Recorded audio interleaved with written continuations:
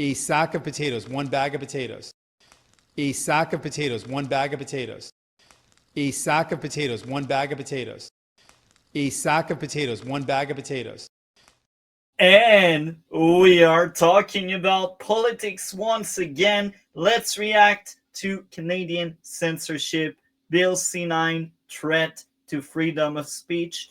We are once again on the topic. This is the final part on that discussion. Next week, we will be going back at reacting to question period, and I will be selecting a lot of sequence that are quite funny and interesting that really happened in the last few weeks. And if something massive happens this week, this will be added to the list.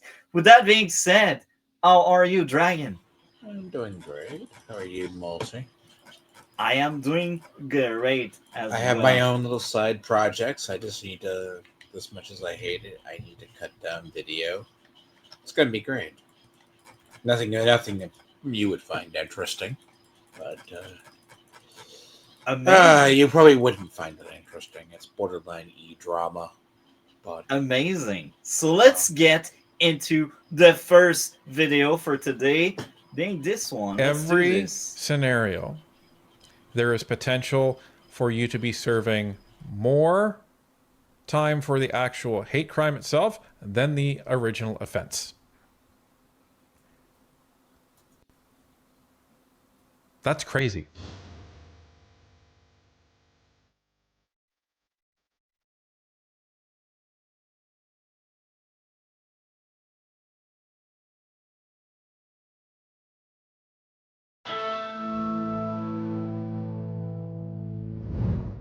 Bill C9 is being sold as a law to combat hate. But once you read the fine print, it's something very, very different.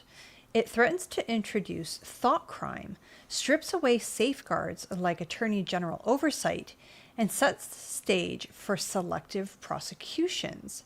This isn't about protecting Canadians. It's fascism disguised as social justice. Let's take a look. Ladies and gentlemen, we've received many questions about this.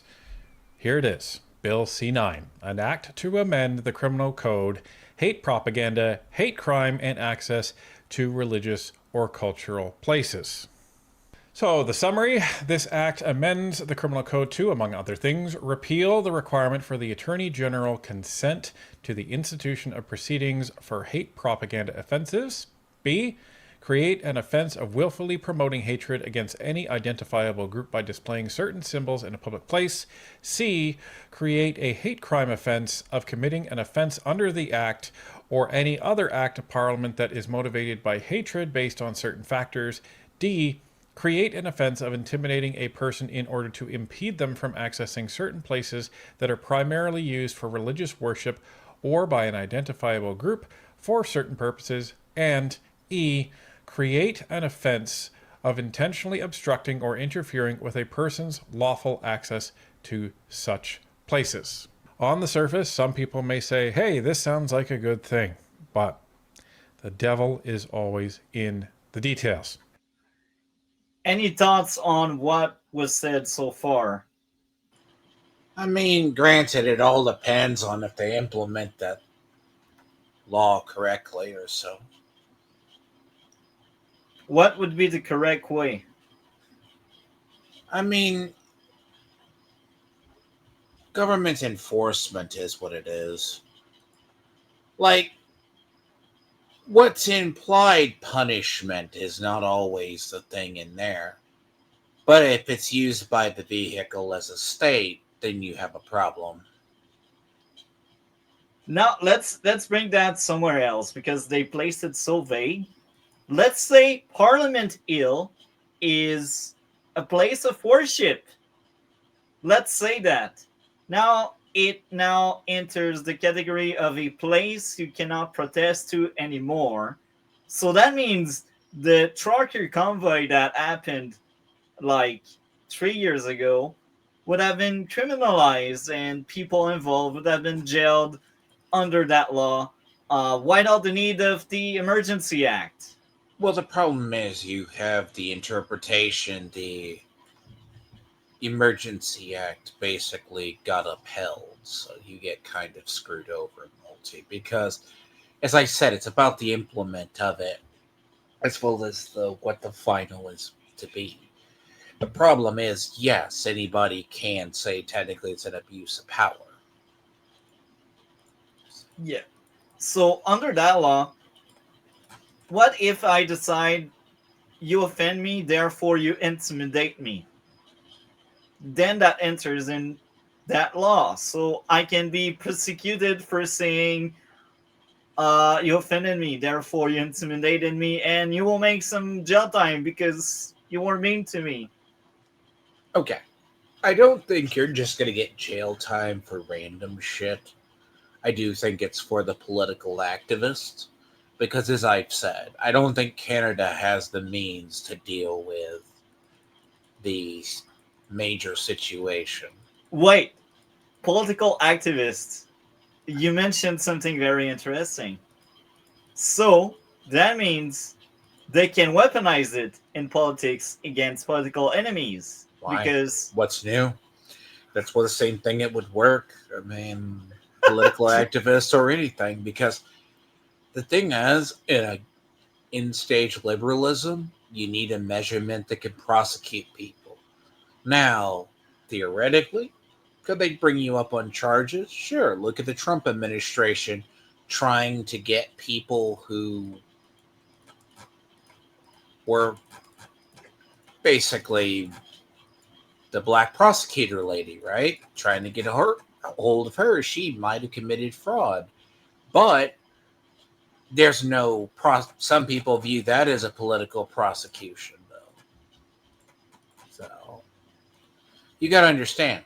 The idea is it's like vague in that. Can they use the law to beat someone over the head later on? Probably. and they will most likely use it. Like they've shown it. The moment you give power to a so-called liberal, your charter of right is down the drain. So when you make some change, You still assume that thing's there. They've been probably trampling it over for years. You didn't know. you're right. Actually, really, the trucker convoy was my wake-up call. So let's play more of that. One of the things that jumps out at me right away is the first line in this, which essentially says that the Attorney General is no longer needed to actually adjudicate whether something is to be prosecuted for hate crime propaganda. This is an issue because that's supposed to be a safeguard. Now, technically, the Attorney General of Canada is Sean Fraser. But For now. it makes you wonder why they want to do this. But we'll come back to that because all of this kind of fits together like a puzzle. So the first thing that we need to take a look at is Criminal Code, Part 2, Paragraph A of the definition of offense, etc., is amended by adding the following after subparagraph, etc. Section 42.3.3, intimidation, building used for religious worship, etc. And then we go down to willful promotion of hatred, terrorism, and hate symbols. This is something they want to add. Everyone commits an offense who willfully promotes hatred against any identifiable group by displaying in any public place a symbol that is principally used by or principally associated with a listed entity as defined in subsection 83.01. So, identifiable group. What if we say government? Where do we enter now? What we can call fascist, can we? I wouldn't call it that. I'd call it something different. How would you call it then? Because now the government is not immune to any critique or anything they disagree with. Don't use the term like that because it doesn't make sense. Call it totalitarianism. Okay, well, this is what we will call it then. It's okay. Let me just I say don't think that. it's good. Let me still say think the it's difference terrible. is, look, fascism is a term that gets thrown around, and if you don't know its actual meaning, generally don't say it because it's usually an extreme. just don't. The thing about it is, what you're talking about is a totalitarian regime. That's kind of how it works. Right now, I read like, okay, far right, authoritarian, ultra nationalist political ideology that prioritizes the nation above the individual. And this is exactly what we are getting.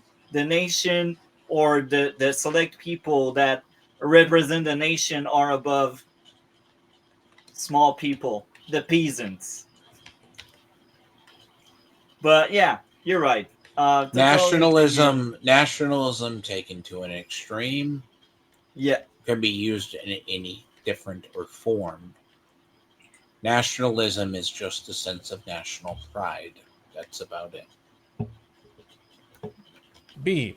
The Nazi Hakenkreuz, also known as the Nazi swastika, or the Nazi double Sigrun, also known as the SS bolts, or C.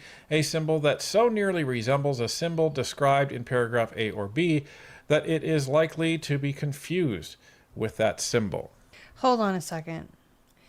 I know I have seen, and you'll have to forgive my ignorance, but the Nazi swastika goes in one direction. Yep. And there's a religious symbol that goes in the opposite direction. And I know I've seen it in our neighborhood as a religious symbol. That's the Tibetan peace sign. Right.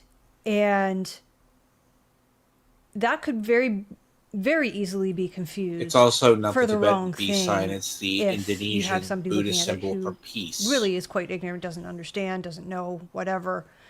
So how are you going to protect people who use that as a religious symbol when you have it laid out in the law like this? Well, and this is normally why you would want the Attorney General to screen things like this. Right. But apparently we don't need that anymore. Well, because that sign that last line is saying that even if it's not the symbol, but it could be confused for the symbol, the bad symbol, then you can't use it. Then it's considered a hate crime under this new law. That's ridiculous. Yeah, And also, keep in mind, the so-called liberals are behind that law. And the liberals decide you can no longer showcase that symbol because danger, because bigots. The liberals want to change our charters so we cannot display things anymore. Amazing. Very liberal-like, right? Right? Very liberal-like. It's I think it's what you call like fourth stage or late stage liberalism. I can't remember how do you call that thing, but it's in full display. Well, no, it always ends with one pure. Like you need a mechanism for power, so that's what I mean. the crux of Bill C-9 is actually that, in that this bill relies on such subjectivity and an absence of objectivity to determine if somebody has committed one of these offenses. It gets very, very disturbing. Very disturbing. So, because there doesn't lay out a, as they say in the legal world, a test. So, who gets to decide who is confused by something? Who gets to decide that? Nobody. Is it the average Canadian? Is it 100 Canadians? Is it 1,000 Canadians that have to be confused to associate that with a symbol? And we're talking about the swastika today. We could be talking about the Northern Perspective logo tomorrow. Punishment. Everyone who commits an offense under subsection 2.2, which is what I just read, is guilty of an indictable offense and liable to imprisonment for a term not exceeding 2 years, or is guilty of an offense punishable on summary conviction. Okay, so just by showing a swastika, you could get 2 years in prison. Amazing. In the meantime, we Seems have a little criminal excessive to me. rampant. I'm no fan of the swastika. No, I think, I mean, when you have people who are displaying it, then you know, okay, well, obviously there's something wrong with that person, or they're not a good person, or whatever. again, if you make it illegal, how are you going to know who's good or bad? I don't know. Well, and here's where we have to have the conversation, folks, in terms of freedom of expression. So, freedom of expression is typically protected unless you're advocating violence or you're making defamatory claims. The main two things that actually is not protected. So this now comes to a debate. If by showing a symbol, if by showing the swastika, are you advocating violence? Well, what if you're educating? Or what if, here's a really good example. We were just at the Aerospace Museum in Ottawa last week, and some of the planes were German planes. And you Take them off so people cannot remember it, how it looks like anymore. Right? Is that the solution here, Dragon? Do we need to erase every swastika from every history book now? I mean, I thought it was common knowledge because what's funny in post-World War II history, Nazism, or what was deemed, there's a term. It's a term for a period. It's a pivotal moment. We say never again should something rise. Because of the Holocaust and because of the effects of Nazi Germany, people get this misconstrued. It is a very pivotal moment. We said Nazism and whatever gave rise to it likely can't rise again. Basically, think of it as you can protest the Klan, but the concept itself is the Klan was on decline until Woodrow Wilson showed a film in the White House. And it gave rebirth to them. So they would have been extinct pretty much by the mid-20s. Post a period, they had a little bit of that period. They had growth. But then basically everyone goes, oh, you got Nazis now and you got Klanspeople sitting in their positions of power. That's a lie. Even in the Deep South, you can't find a Klansman. And neo-Nazis do salutes into their closets. So usually when I hear the term Nazis and fascism, I don't think people know what they talk about. You need the social conditions for it to rise.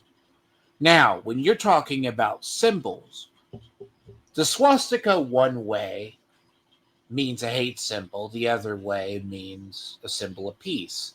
Think Bleach. Ichigo's hilt, that's a swastika. They had to change that for the Western version because it got misinterpreted. It's a hate symbol. Remember that. So the idea, it's sometimes jokingly called a friendly windmill. So, YouTube. But the thing is, any power will deem a symbol bad. So, and the thing is, how far gone is a government or a society? That's what you have to deem. But with you guys, you have to figure it out. Just because if you're in end-stage liberalism doesn't mean you're screwed, basically. It just means, like Australia, the prisoners, think of it this way. They imprison themselves, basically.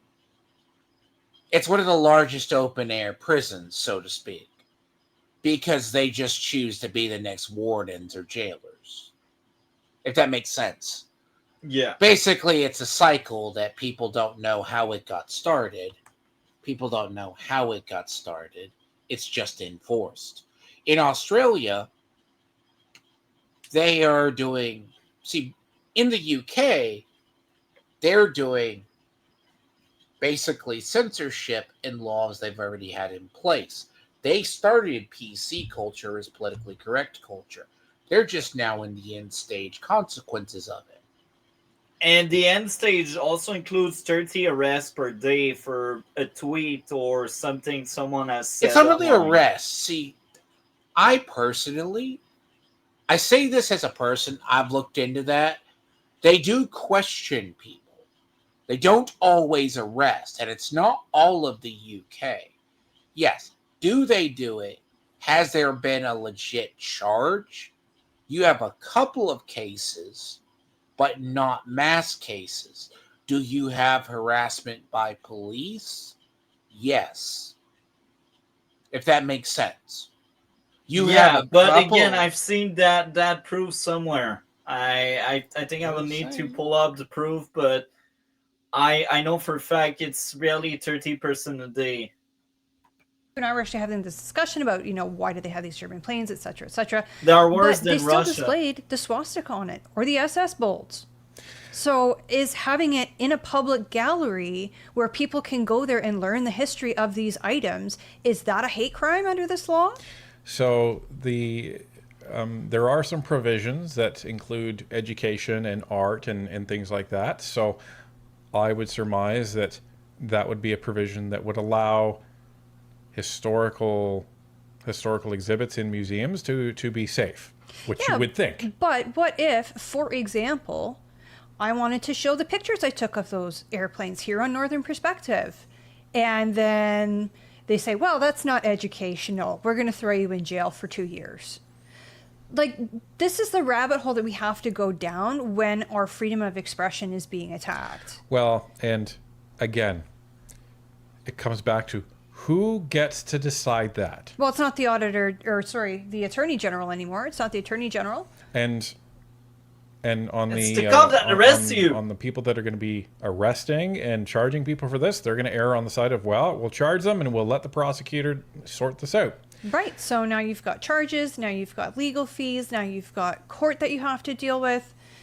Why is this happening? What about You lost model your job airplanes as well. that have the swastika on it? Right. What about model airplanes that people fly in public? Like, are those not allowed anymore? This is the dangerous slope we go on. And even people that belong to fascist groups and fascist parties, because there is the National Socialist Party of Canada, is that symbol advocating for violence? This is the discussion that would need to be had when you're talking about this. So again, I have no love for the Nazis and I have no love for this symbol. But we have to be ever so careful when we start putting restrictions on freedom of expression. Well, and the other question I think we need to ask as Canadians is, what is this law, this new law, Bill C9, what is this trying to solve? And there's the question, and we will answer that at the end. Because I will already spoil parts of it. If I remember correctly, the argument is there's not enough people arrested for something that could be hateful. Therefore, that law will increase the number of arrests. Okay, you have the problem of the select few that believe there's not enough enforcement. Think of it, Clue, in the U.S.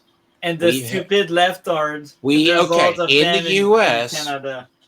we have Republicans under Trump trying to enforce ICE. Okay, following, we have regulations. People think, but we have all these regulations to actually enforce ICE or enforce things we can do. And the people think we're being overly eager to enforce it. So up there, it's all who uses it, basically. Well, you're right. Who uses it? The liberals and your neighbor if he doesn't like you. So basically, here you got to think. Very concerning when we put all this together. Let's continue. Defenses. This is what Tanya was alluding to before. No person shall be convicted of an offense under subsection 2.2 if the display of the symbol was for a legitimate purpose, including a legitimate purpose related to journalism, religion, education, or art that is not contrary to the public interest, or if, in good faith, the display of the symbol was intended to point out for the purpose of removal matters producing or trending to produce feelings of hatred toward an identifiable group in Canada. Matters producing or tending to produce feelings of hatred toward an identifiable group in Canada. Clarification. For greater certainty, the communication of a statement does not incite or promote hatred for the purposes of this section solely because it discredits, humiliates, hurts, or offends. And they try to define hatred. Hatred means the emotion that involves detestation or vilification, and that is stronger than disdain or dislike. Fantastic. We are subjectively defining a subjective term by using other subjective terms. Love it. Well, what's concerning to me is that this seems like it's trying to take Bill C-63 and implement it in steps. Yes. So that this is palatable, perhaps, to many people. Oh, sure, we shouldn't have swastikas or SS bolts kicking around wherever, in the neighborhood, spray painted on your driveway, whatever. So many people may agree to this bill, C9, pardon me. And then what about the next one? And the next one? And the next one? How much of our rights are going to be eroded by this Liberal government? Well, and this is the issue, and this is why societies must be ever vigilant when it comes to free speech, because you have people that sound righteous and will tell you that they are acting under a righteous cause in order to protect you from society, in some cases to protect you from yourself. And in order to do that, they're only asking one thing, for you to surrender your rights to people that know better. That's what this is. And that's the scary part. It's designed to chip away one bit at a time until you finally realize that so much has been chipped away, you can't get it back. And that is the challenge. Let's continue. Hate crime.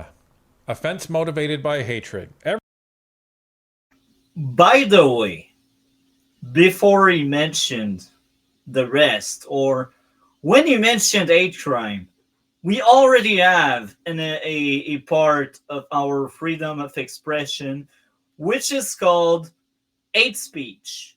What does hate speech make? Well, it says someone that incite to violence or genocide or very harmful thing that can get physical. Well, this goes under hate speech, and it's not protected by freedom of expression. So we already have safeguard against very extreme case of someone says something that could be harmful or hurtful to someone, and that goes under hate speech. So now we have hate crime, and they want to add that to whatever C9 is doing, and they basically want to make that hate speech broader and bigger than what we have, because apparently it's not enough what we already have. I think it's enough, and I may sound crazy, but I am an absolutist. I think it's not the government business to tell you what you can say or cannot say. But I'm very extreme on that. And I know it won't get popular because we are in the era of people scared by words, which is kind of ridiculous. But hey, I'm an absolutist. So when I see that kind of new things, I think it's ridiculous. And I heard mixed thing about the USA free speech, but I do think you guys are far more protected than us. Because I think if we had a similar figure to Charlie Kirk here in Canada, I think, and again, I'm not a lawyer, so I might be wrong, but I think Charlie Kirk, the way he expressed some of his opinion and ideas, I think would go under the level of hate speech, so it could be charged. But again, I might be wrong. I'm not a lawyer, and I would need like perfect example of all they apply our The laws. issue is it's how they apply it. The problem is itself is in the hands of it, because incitement makes sense because it's similar to the U.S. multi. Okay. But up there, but you got to understand, no one's just going to deem a symbol hatred. The Yeah. problem is the reason why U.S. they teach history, so we remember what happened. That's why history doesn't repeat itself. If you obliterate a symbol or a period, you're bound to repeat it. I like that point. And again, I don't know very well the USA or even like here in Canada. All I know is what I said. I think we already have very safe guard and our speech as of right now before that law is passed, I think is decent. I don't know anyone that's been in jail for what they said, so that tells me we are doing things right. And when I look at the UK, and when people are getting charged and arrested, and when some people went in jail for what they said, I think they are getting it all wrong, and I don't want this here in Canada. It's really dangerous. And before I play, there were a lot of talks that maybe the budget will cause the end of the current government. Finger crossed, we don't go to an election right now, because they are still in their their I forgot the exact word, but they are still regarded as the people to save Canada. So the risk we run into a new election is a liberal majority, and that means that C9 we are seeing right now will become a law instead of just bill. And I'm very scared of that. If they really get in power with a majority, I think I will be heading out. I don't know where exactly as of right now, but I'm so scared. Like, Bill C9, what we are covering right now, I think is a genuine threat to freedom of expression, because this is all we call freedom of speech here in Canada. It's an insult to our charter. So let's play it. Hopefully we don't get a liberal majority. I'm really scared. So let's play more of that. Everyone who commits an offense referred to in this section as the quote-unquote included offense under this act or any other act of parliament, if the commission of the included offense is motivated by hatred based on race, national or ethnic origin, language, color, religion, sex, age, mental or physical disability, sexual orientation or gender identity or expression, is A, guilty of an indictable offense and liable to the punishment provided for in subsection 5, or... So I will explain one of the things he said. I'm white. I call a black person stupid. They can now label it as a hate crime because I'm racist. This is basically what's going on here. I call the black person stupid. I'm now a racist, so I should be in jail for saying that. Any thoughts on that, Dragon? I guess the Dragon is heading out somewhere else, so let's play more of that. I think calling someone stupid is not appropriate, but is it worth jail time? I don't think so. I think there are people that did far worse things, and yet they are still roaming free, especially in Canada. Anyhow, let's play more of that. Or be guilty of an offense punishable on summary conviction. What does that mean? That means, ladies and gentlemen, that if you are convicted of any offense under the criminal code, and someone decides that that is motivated by hate, then you are then automatically also charged with a hate crime. That's the issue here. Now, who gets to decide that? Well, Not the Attorney General. nope. Could be the arresting officer, could be the Crown prosecutor. Yeah. Who knows? Who knows? That's about the only people that can decide. So that's going to be the case. So let's say you were shoplifting. And you were shoplifting at a store where there was a person of color. And someone decides, you know what? You didn't just shoplift at that person's store just to steal something. You did it maliciously because they're a person of color. And you don't need proof. You just need to accuse someone. It's very leftist-like. It's like the hive mind coming together. It's like, you bigot!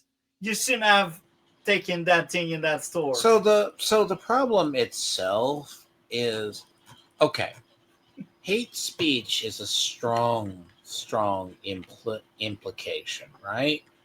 Yeah. The idea is, in its worst form, you could use it to prosecute people. That's the worst part. You can use it in its worst and strongest form. Yeah. But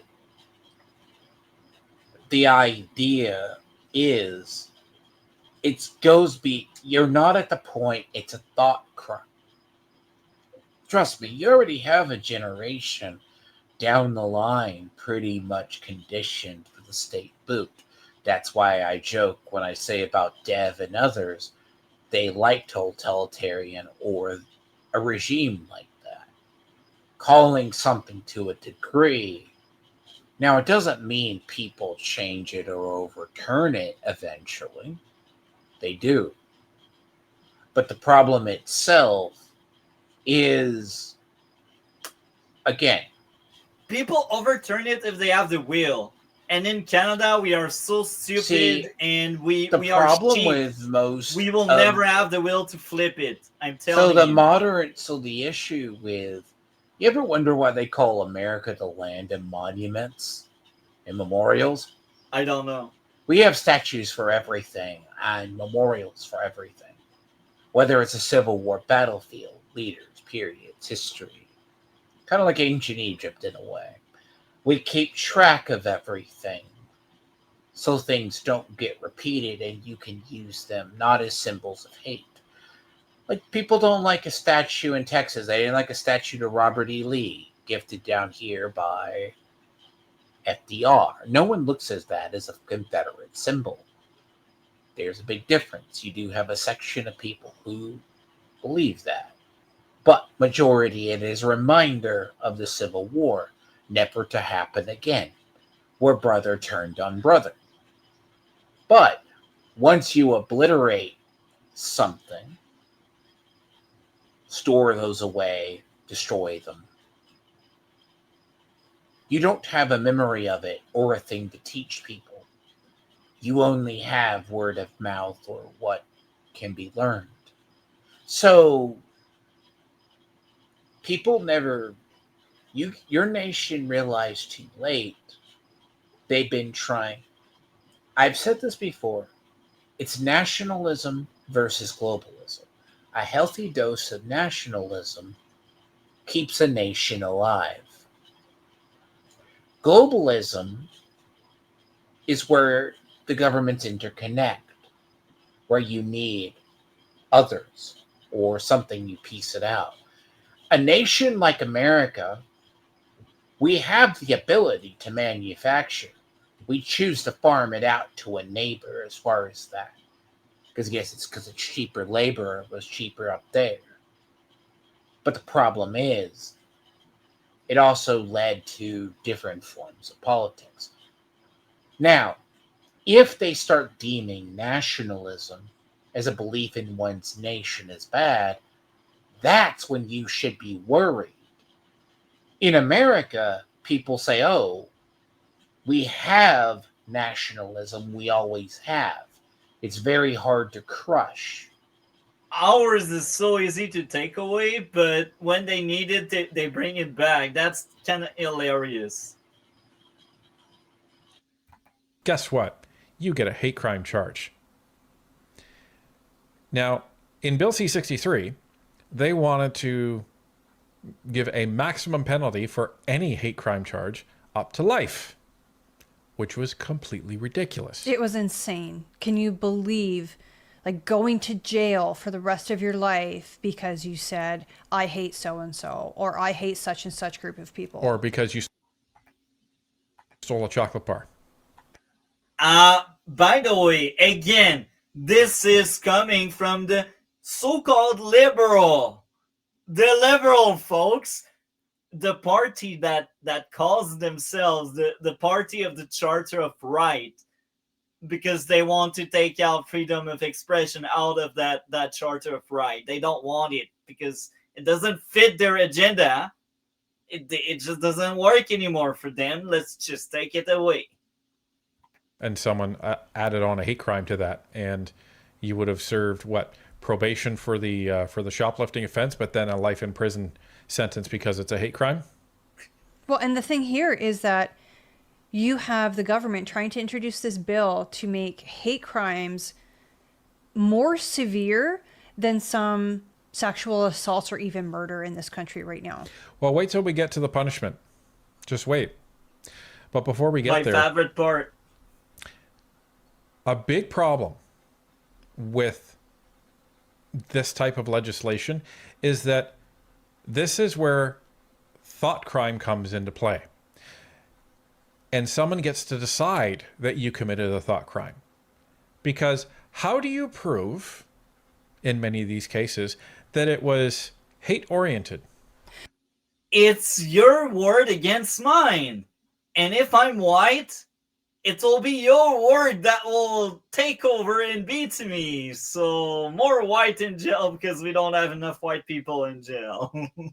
Well, and going back to the example I used, if I had a photo of one of these planes that I saw at the museum last week and threw it up on our channel, how do I know that the prosecutor or people who are complaining, maybe they just don't like Northern Perspective, aren't going to go, oh, well, that's not art, that's not broadcasting, that's actual hate?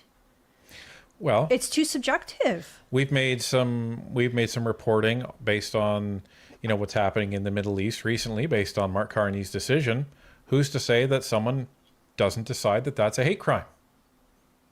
This is the problem, folks, because when it comes to hate crime, someone has to reach inside your head and say, okay, this isn't a mens rea type of scenario where you actually have the capacity to commit the crime and that you intended to commit the crime.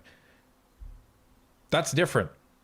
This is also different in motive, because motive is I stole a chocolate bar because I was hungry, or I stole a chocolate bar, or I stole a canister because I needed the canister. I stole money because I needed money, right? Something like that.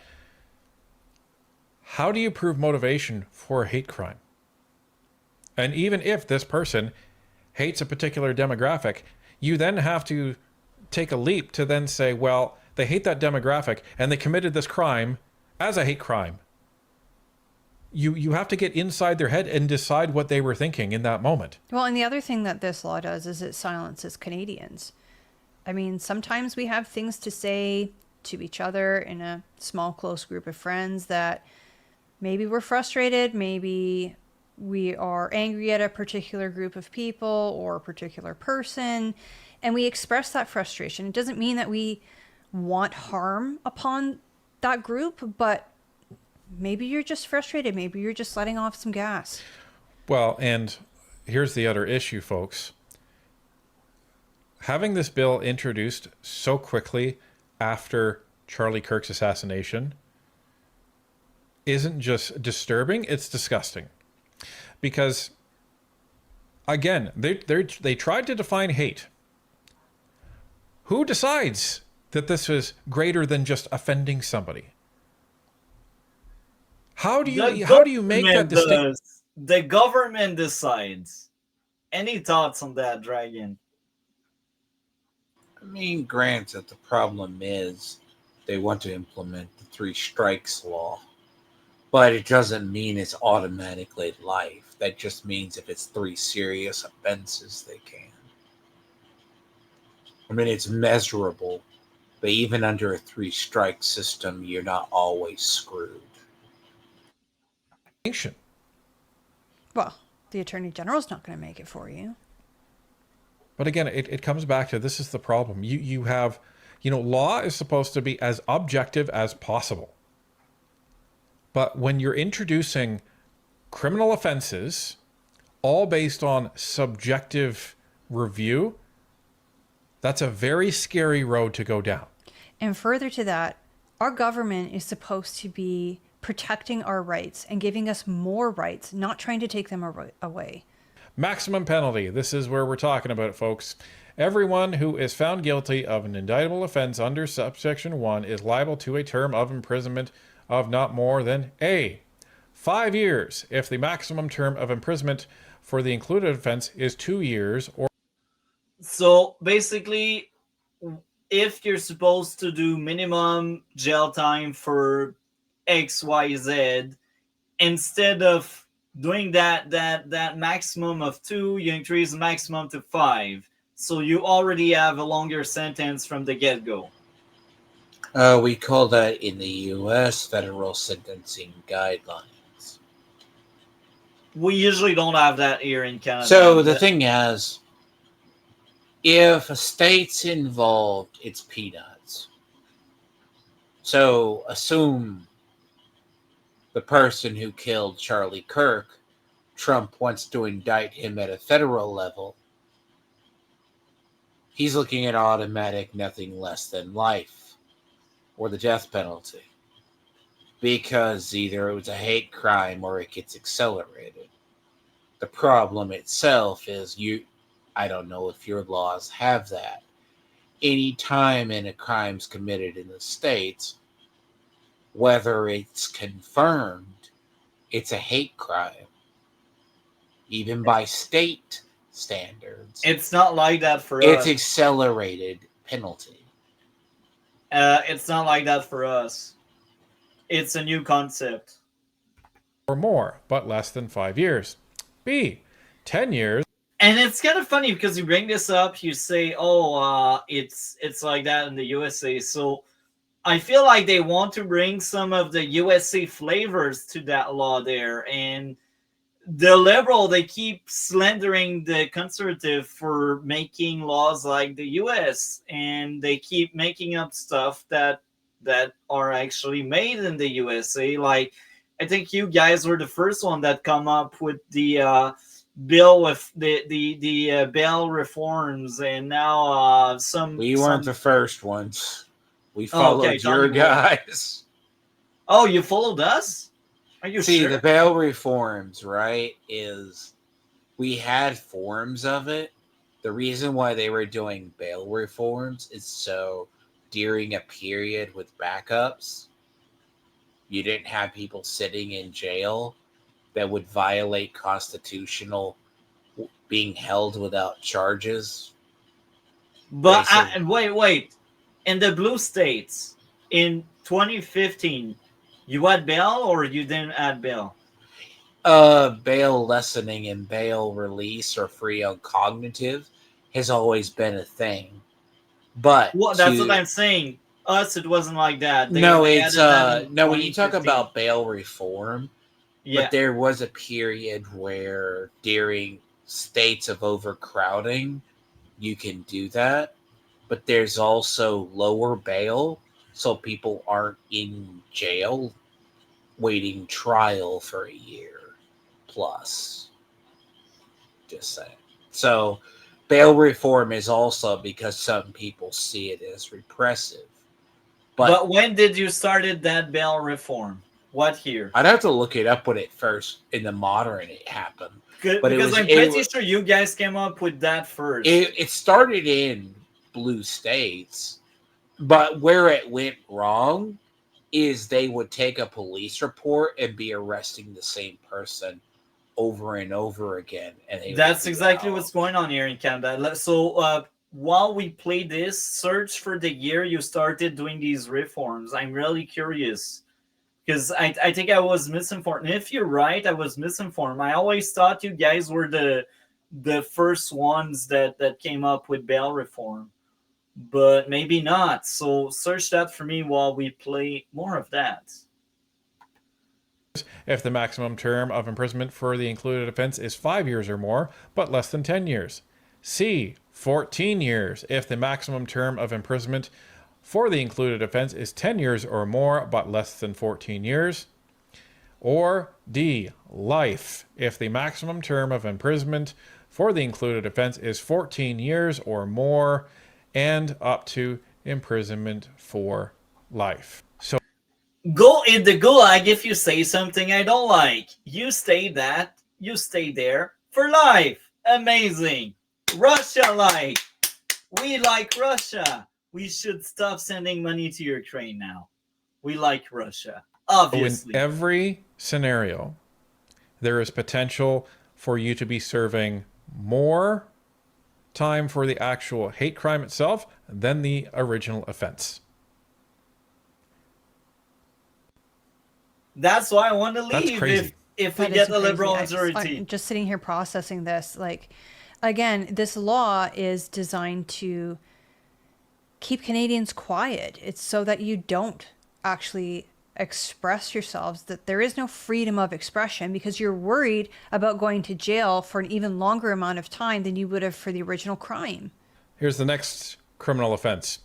Intimidation, building used for religious worship, etc. Every person who commits an offense who engages in any conduct with the intent to provoke a state. Oh, by the way, so it comes from the Bail Reform Act of 1984. I knew it! You guys were the first. Bail Reform Act. No, let me say this.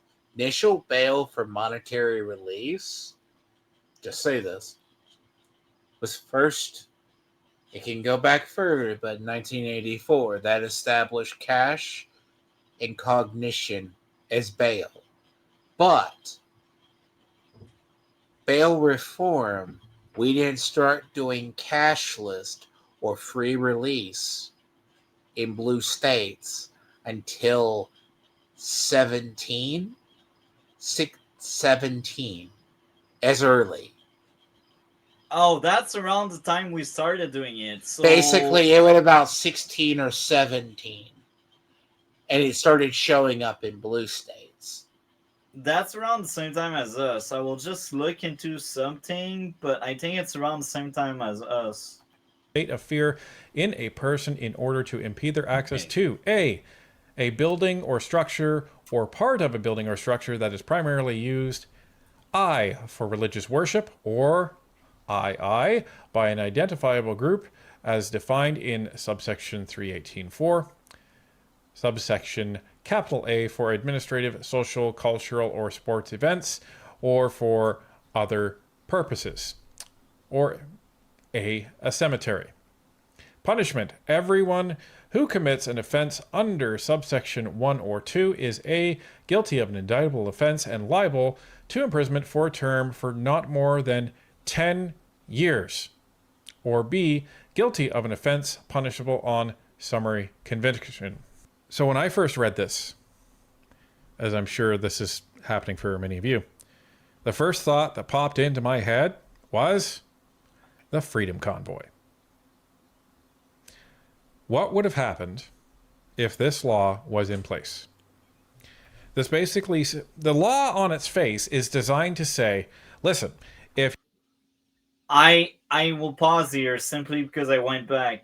I've looked into it, and it was any time between 2015 and 2019 that we got that bail reform.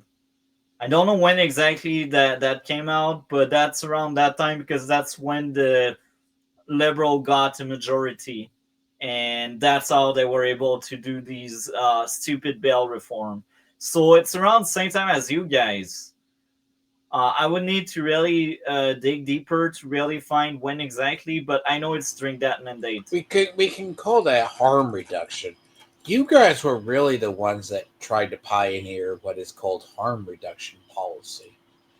But again, that's 2015 because under the Conservative, we didn't get that kind of BS. No, harm reduction is just making sure, like, free needle programs and stuff like that. You guys kind of did that first, and we did that. Oh, that's surprising. This I'm surprised. I thought Then that would be then it spread to others because, like, needle exchanges, but then it was adopted in the Pacific Northwest. That's funny. If you are obstructing people from going into a building to have an event, then you could face a penalty for up to 10 years. The other thing I'm thinking that this law could be used for is for protesters who protest outside abortion clinics. Correct. Or churches. So one of the most important parts of that last section is it says something to the effect of it promotes a state of fear in somebody. Another subjective term. Well, I mean, lots of things can promote states of fear in people. Look at this from a convoy perspective. So there was thousands of people downtown Ottawa, and there was a bunch of people saying, "Oh, well, you're preventing access to my church," even though people would argue that they're not. How far away do you have to be? This doesn't say. Do you have to be 5 meters away from a building or church? Do you have to be 10 meters? Do you have to be 100 meters? Do you have to be all the way across the country on your computer saying something? That's hilarious, worrying, shocking, ridiculous. So I don't know really the geography, but if there's a church nearby Parliament, because there's no limited area where it's considered a area of belief or faith. I can't remember the exact word they were searching for, but if it's nearby a church, then you cannot protest anymore in front of Parliament. Hilarious, right? The free country, the free Western world, folks. We lead by example with Canada. Who gets to decide how afraid you have to be before this becomes an offense? See, there's all these problems with this law that comes into play. And this all comes back to why are they removing the Attorney General from screening this stuff? I can only think of one reason. They expect business to be a booming. Otherwise, why would they need to remove that? Right, why would they remove that safeguard? Maybe because they don't want a safeguard there. Well, because right now, if they leave it in, any of these offenses are going to be bottlenecked at the Attorney General. So the only reason they would need to remove that bottleneck is if they thought the Attorney General was going to be incredibly busy to the point of undue hardship. In that case, the decision is, well, if he's going to be that busy, then there's no point in actually having that there. So let's just distribute that responsibility down the chain. And that, ladies and gentlemen, is very, very dangerous, because now you're not just having one person face potentially political consequences for deciding what is and what is not a hate crime. There are no political consequences anymore, because now that responsibility has gone from one to hundreds, if not thousands of other people. So who do you hold to account now for a right or wrong designation of what is and what is not a hate crime? This is the issue. So you have the opportunity for a lot more quote unquote hate crimes to be charged. And it says to Canadians at large, you better be careful where you protest. But here's the thing, folks. We already have laws to take care of everything that's in there. Right, that was my question earlier. Why are they introducing this law? Like, what problem are they trying to solve? I don't hear stories in the news about people like displaying swastikas or SS bolts or whatever. And if that kind of stuff would happen, they will jump on that, because we are Canada and we enjoy to trash people that don't align with the left. Therefore, everyone would hear about that, but we don't. We just don't. I'm sorry, but it's not happening here. Across the country and intimidating other people en masse. Like, why are our current laws not handling this, and why do they need a new one? Well, I think that swastika part is in there to try and appease everybody who is really ticked off of the anti-Semitic behavior that's going on in this country that's being allowed. So I think that's one part. But I think the other dangerous part here is that this is going to be set up just like the law is today, where police may be more than willing to arrest Christians or otherwise, Western religious people for protesting in front of, Palestinian protests or maybe pro-government functions. Who knows? Remember, Justin Trudeau was trying to label everybody as misogynists and racist for protesting him. Well, and like I said the other night on our live stream, what if the government decides to make this a hate symbol? What's stopping them? Nothing. Right. What if a bunch of people decide, you know what? Let's deal with this organization, and we're all just going to say we're too afraid to do something, and we're too afraid to go out, or we're too afraid to go in this building because of this one organization. I want them charged with a hate crime. This is the problem. And we have laws. The solution isn't more laws. And this was the same argument that came up against Bill C-63, which is we have laws to protect kids. We have laws to protect people. We just need our police to enforce them. We need our crown attorneys to prosecute them. Right. Like, we need to enforce the laws that we have instead of coming up with new, harsher laws. Because all this bill seems to do for me is to put a chill on protests, is to put a chill on people that know that they're going to be more likely arrested for doing things than others. And it's probably going to embolden the other people that are going to be more emboldened because they know that they're never arrested in the first place. This is the issue. And it lets Canadians know that, guess what? Your freedom of expression just got chipped down a notch. And I think it's a first step to see, is the public going to tolerate it? How far can we go? Right. I will say this, Canadian, we are sheeps. We are obedient. We are, if the government does it, it's for our own good. So people will tolerate it. And only people like me will spite that thing, will spit on it and say it's BS. Only really fiery people that want their freedom to be protected will fight for it. And unfortunately, the last election proved the left, there's a lot more among them than there is among the right.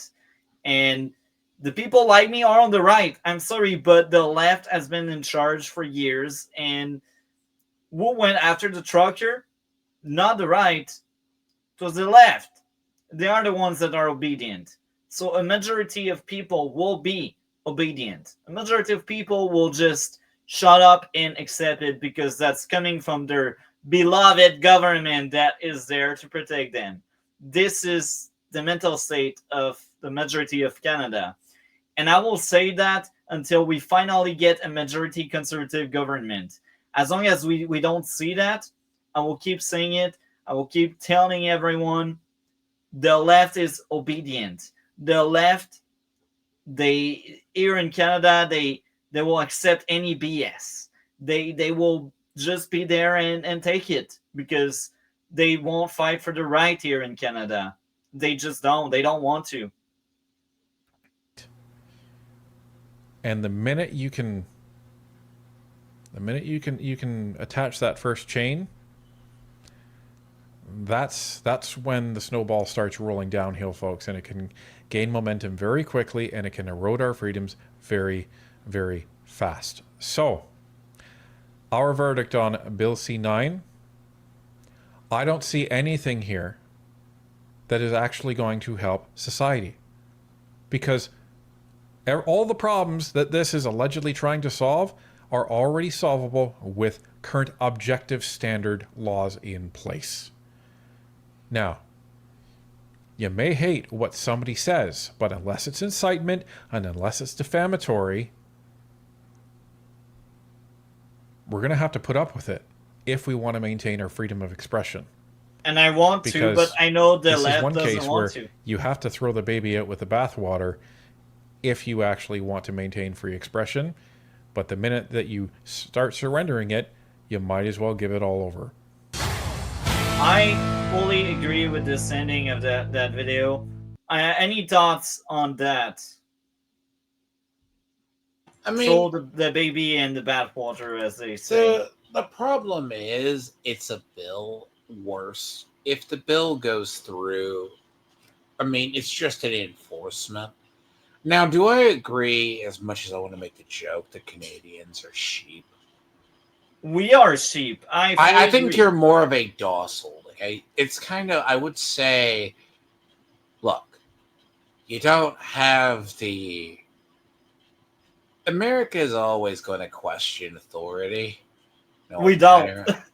That's a thing. We follow people, but we question authority. And I'll also add this. Here in Canada, people that question authority are already labeled as fascist and Or most of them already left. I mean, conspirationist. the problem is, it's called, if you don't want to be too mean to your neighbor, you don't want to impose. It's kind of like, the issue is you don't see it. It's maybe not too late, because in the U.S. we have the silent majority. The silent majority, because as I've said, usually the parties in the U.S. is made up of 20 to 30% conservatives, depending on the generation, about 20% actual liberals, and then you got about 10% progressives, or the progressive types. Those people, you still have a 40, pretty much. Most of our elections are decided by the silent majority. If it's like 30 to 40% of the population, which is like independents, left leaning and right leaning. So it just happens in a lot of states. People just don't question as much. Like, we have places in California they don't question. Bill C9 will implement UK style. Sorry about that. So New keep York, going. so like New York, if you're in a far gone liberal area, you're just going to be whatever, because if you've heard Republicans or conservatives are bad for 10 years, half your life, you're not going to go any different.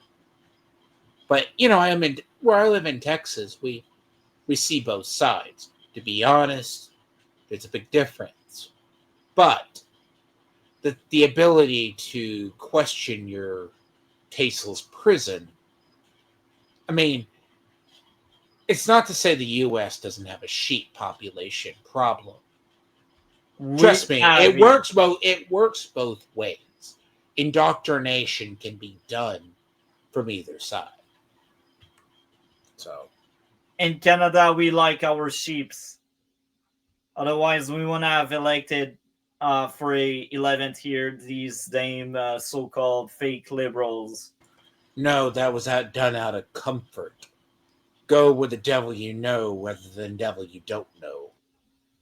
But even among like the people that voted NDP, which is another flavor of liberal, they are also very obedient. So I'd say like vast majority of Canadian are just obedient by nature. And I think that's why liberal are winning so much, and that's why they think they can get away with anything, because not enough Canadians stand up. And when we do, we end up with like house arrest, which is exactly what's going on with the trucker convoy people. They do house arrest now. It could be worse, but again, it's utter disgust. I hate it. So let's get into the second clip. Now, I will be honest, I think we already covered parts of it, but now there's more things to say about that. So let's get into it. Censorship laws into Canada. Thank you to all the witnesses for your time and analysis on this. I'd like to start with you, Professor Party, and because you're joining us virtually, you didn't have the privilege of seeing the Liberal members of this committee snickering as you were talking about the Liberal government's assaults on civil liberties in the past. But I think that is important context for what we're seeing here, because in your opinion, these are not benign provisions. These are significant expansions of the power of the state to regulate thoughts and emotions and expressions, correct? And I'd say it's very much in the Liberal mindset, and the Canadian at large, as of right now, they are still the kind of people that would follow that and agree with that kind of law because we are obedient and stupid. We are sheeps, basically. This is Canada for you in a nutshell. Correct. Yes. So when you look at language, and I'll ask you this as well after Professor Alford, but first, Professor Party, in your analysis of legislation in the past and your knowledge of statutes, when words are omitted from jurisprudence, that is not what codification of jurisprudence is, correct?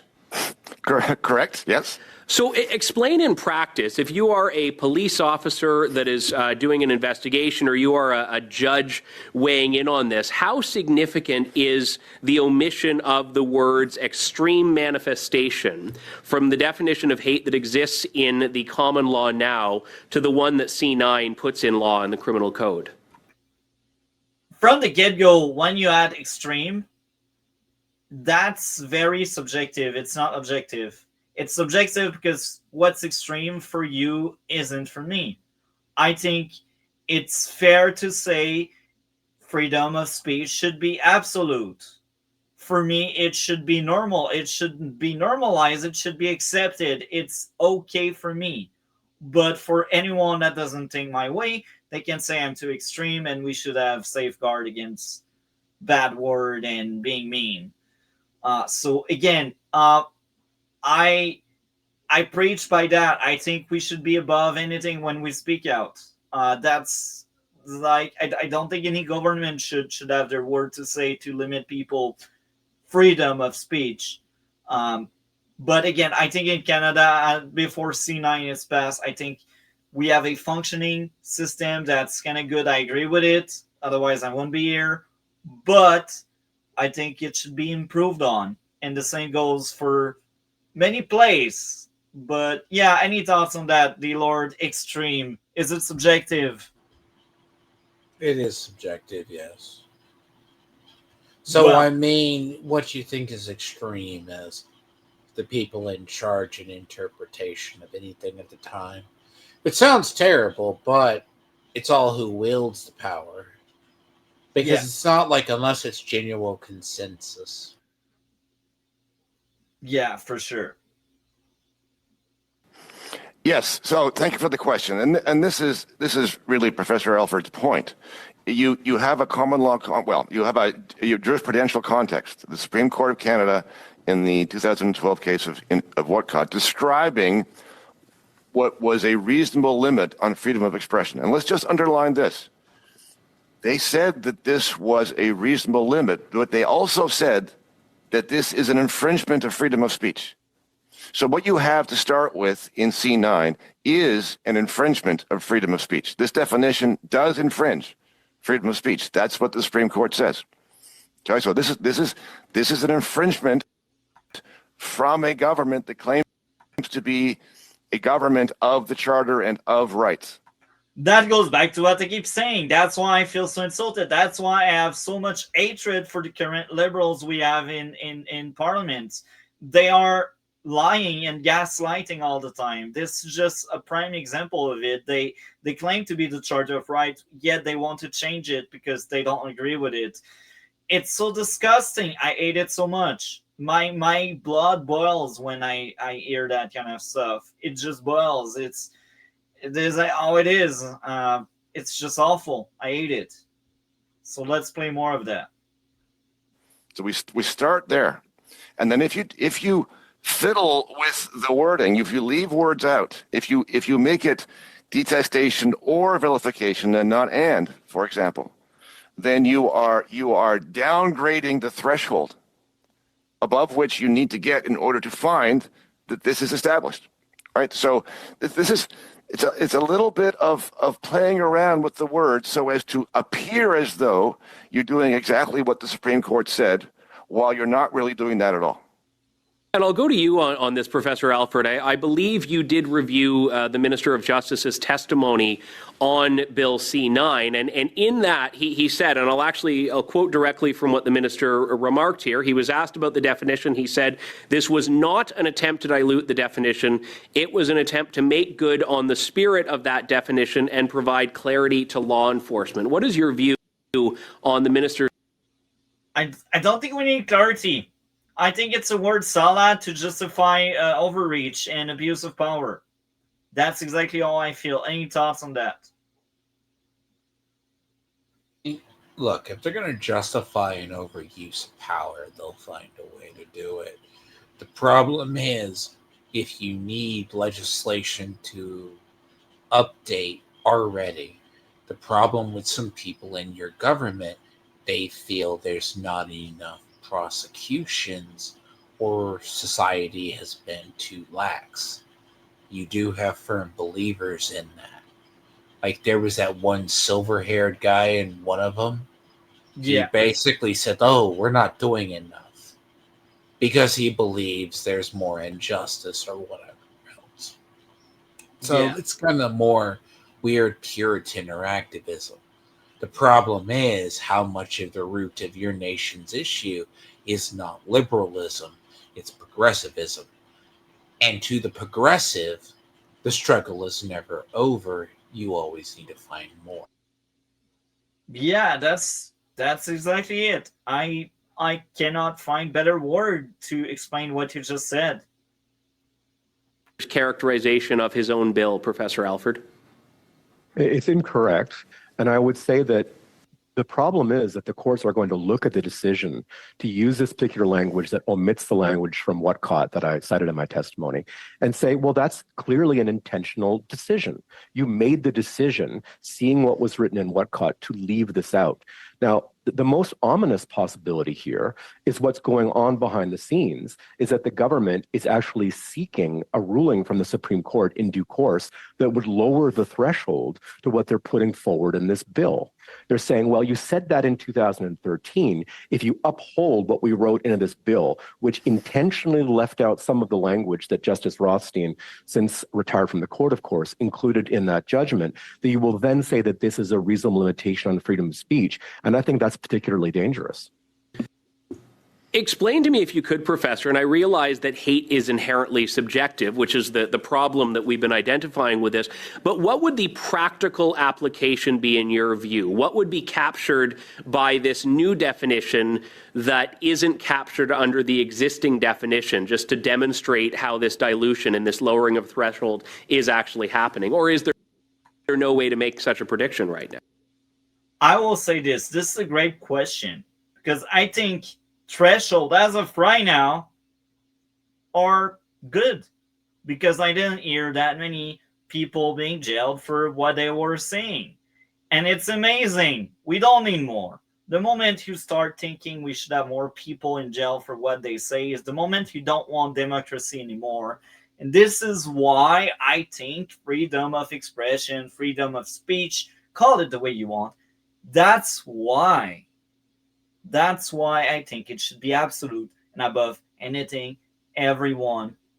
It should be a right. Maybe I'm crazy.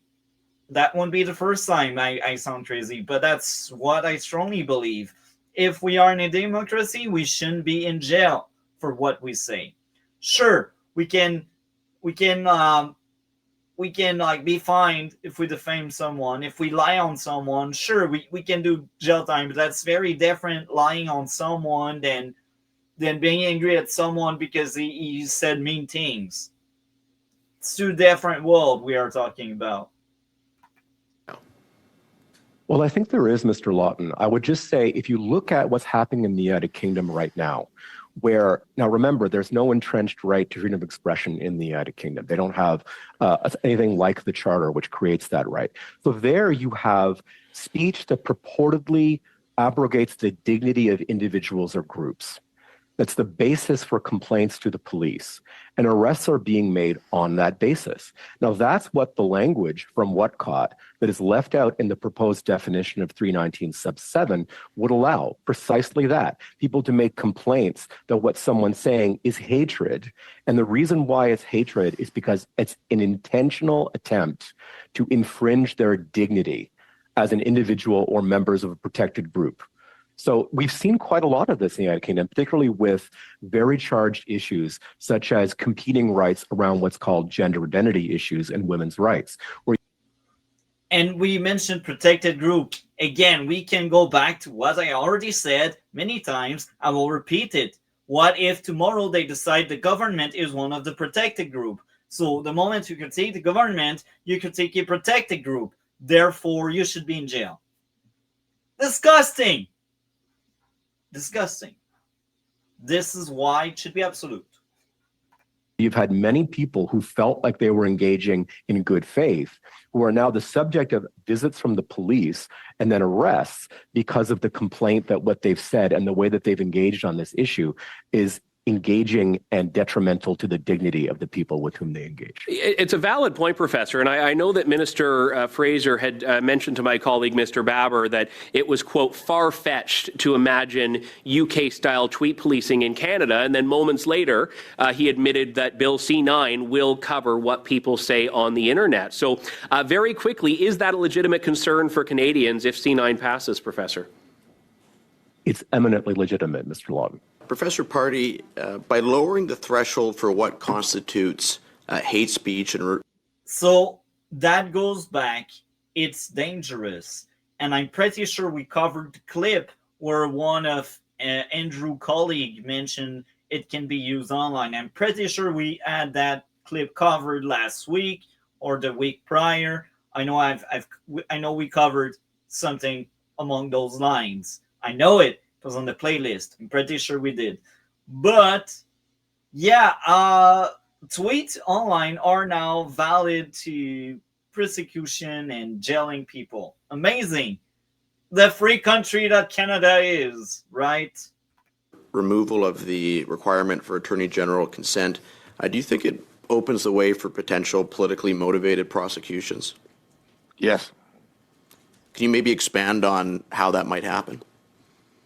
Well, because you will have a criminal provision that is completely uncertain in its meaning, and the people who are out there on the street will have no conception about where the line is between things that are okay and things that are not. And you don't have a check on political decisions like Professor Alford just alluded to. And so you basically have an open book. You can if you have the political wherewithal, the means to direct certain outcomes, then certain prosecutions, certain initiatives, then of course that's what you will do. And that is a poor way to construct the law. You are asking for trouble instead of trying to design the law so as to prevent the possibility of that kind of outcome. Professor Party, Bill C-11, Bill C-18, Bill C-63 from the previous Parliament, and now we have C-9. What do you think it is with this Liberal government that's been in power now for over 10 years and their general aversion to free expression and persistent attempts to restrict free speech in Canada? Well, there does seem to be a determination to make sure that the government is the one supervising people's speech.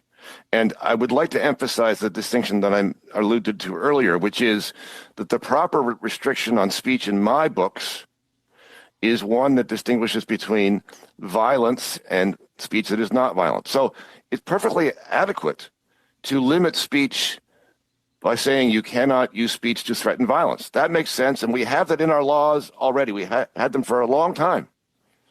But all of these legislative initiatives, especially Bill 63, which was, for my money, the worst of the lot, but including C9, is attempting to cross that threshold and say, well, even if violence is not involved, even if you are not threatening violence, you're still not allowed to say certain things because we don't like it. And that sounds like totalitarian. Like you said earlier in the stream, it's just disgusting that the so-called liberal do it. And I try to wake up people around me because I know a lot of liberal voters around me. Like that number diminished a lot because people start blocking me. They're so tired. But I mean, wake up, folks. Do you want to lose your democracy here in Canada? Do you want to be known like the UK but with more snow? I know I don't want that in my country. I know we cannot be proud to come closer to the UK. The UK is a shithole. I don't want to step there because I will be scared to be jailed for criticizing their government. Keir Starmer is such a monster for what he did to freedom of speech over there. And we have Carney that does the same kind of crap here. And the other people around Carney, they've been around for longer and they push for that kind of stuff for 10 years now. It's awful. Censorship shouldn't be part of a democracy. Bill C9 is a threat to freedom of speech. That's how I see it. That's where you get into dangerous territory with freedom of speech.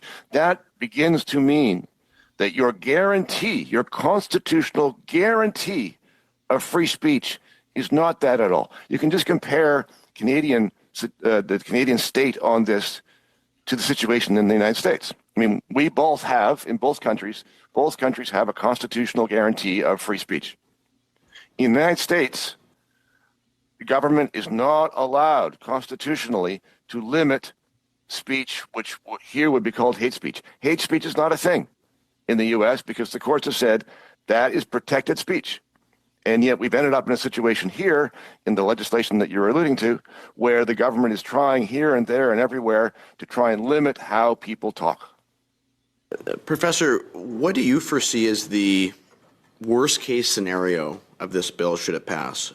What is the slippery slope? Could we see people being arrested for edgy social media posts? Could we see political opponents? I have to bring up this hate speech thing.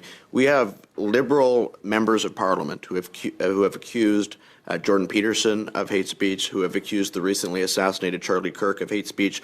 Are they not, by making this accusation and then putting forward a bill like C9, essentially calling for their political opponents to be jailed?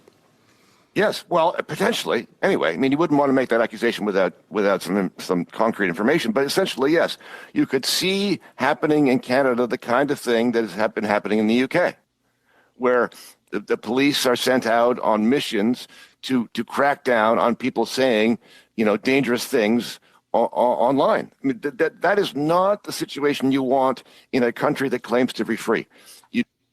I agree with that statement. That's why we pull up that clip here. It really explained very well my disdain for the current administration for pushing such awful laws.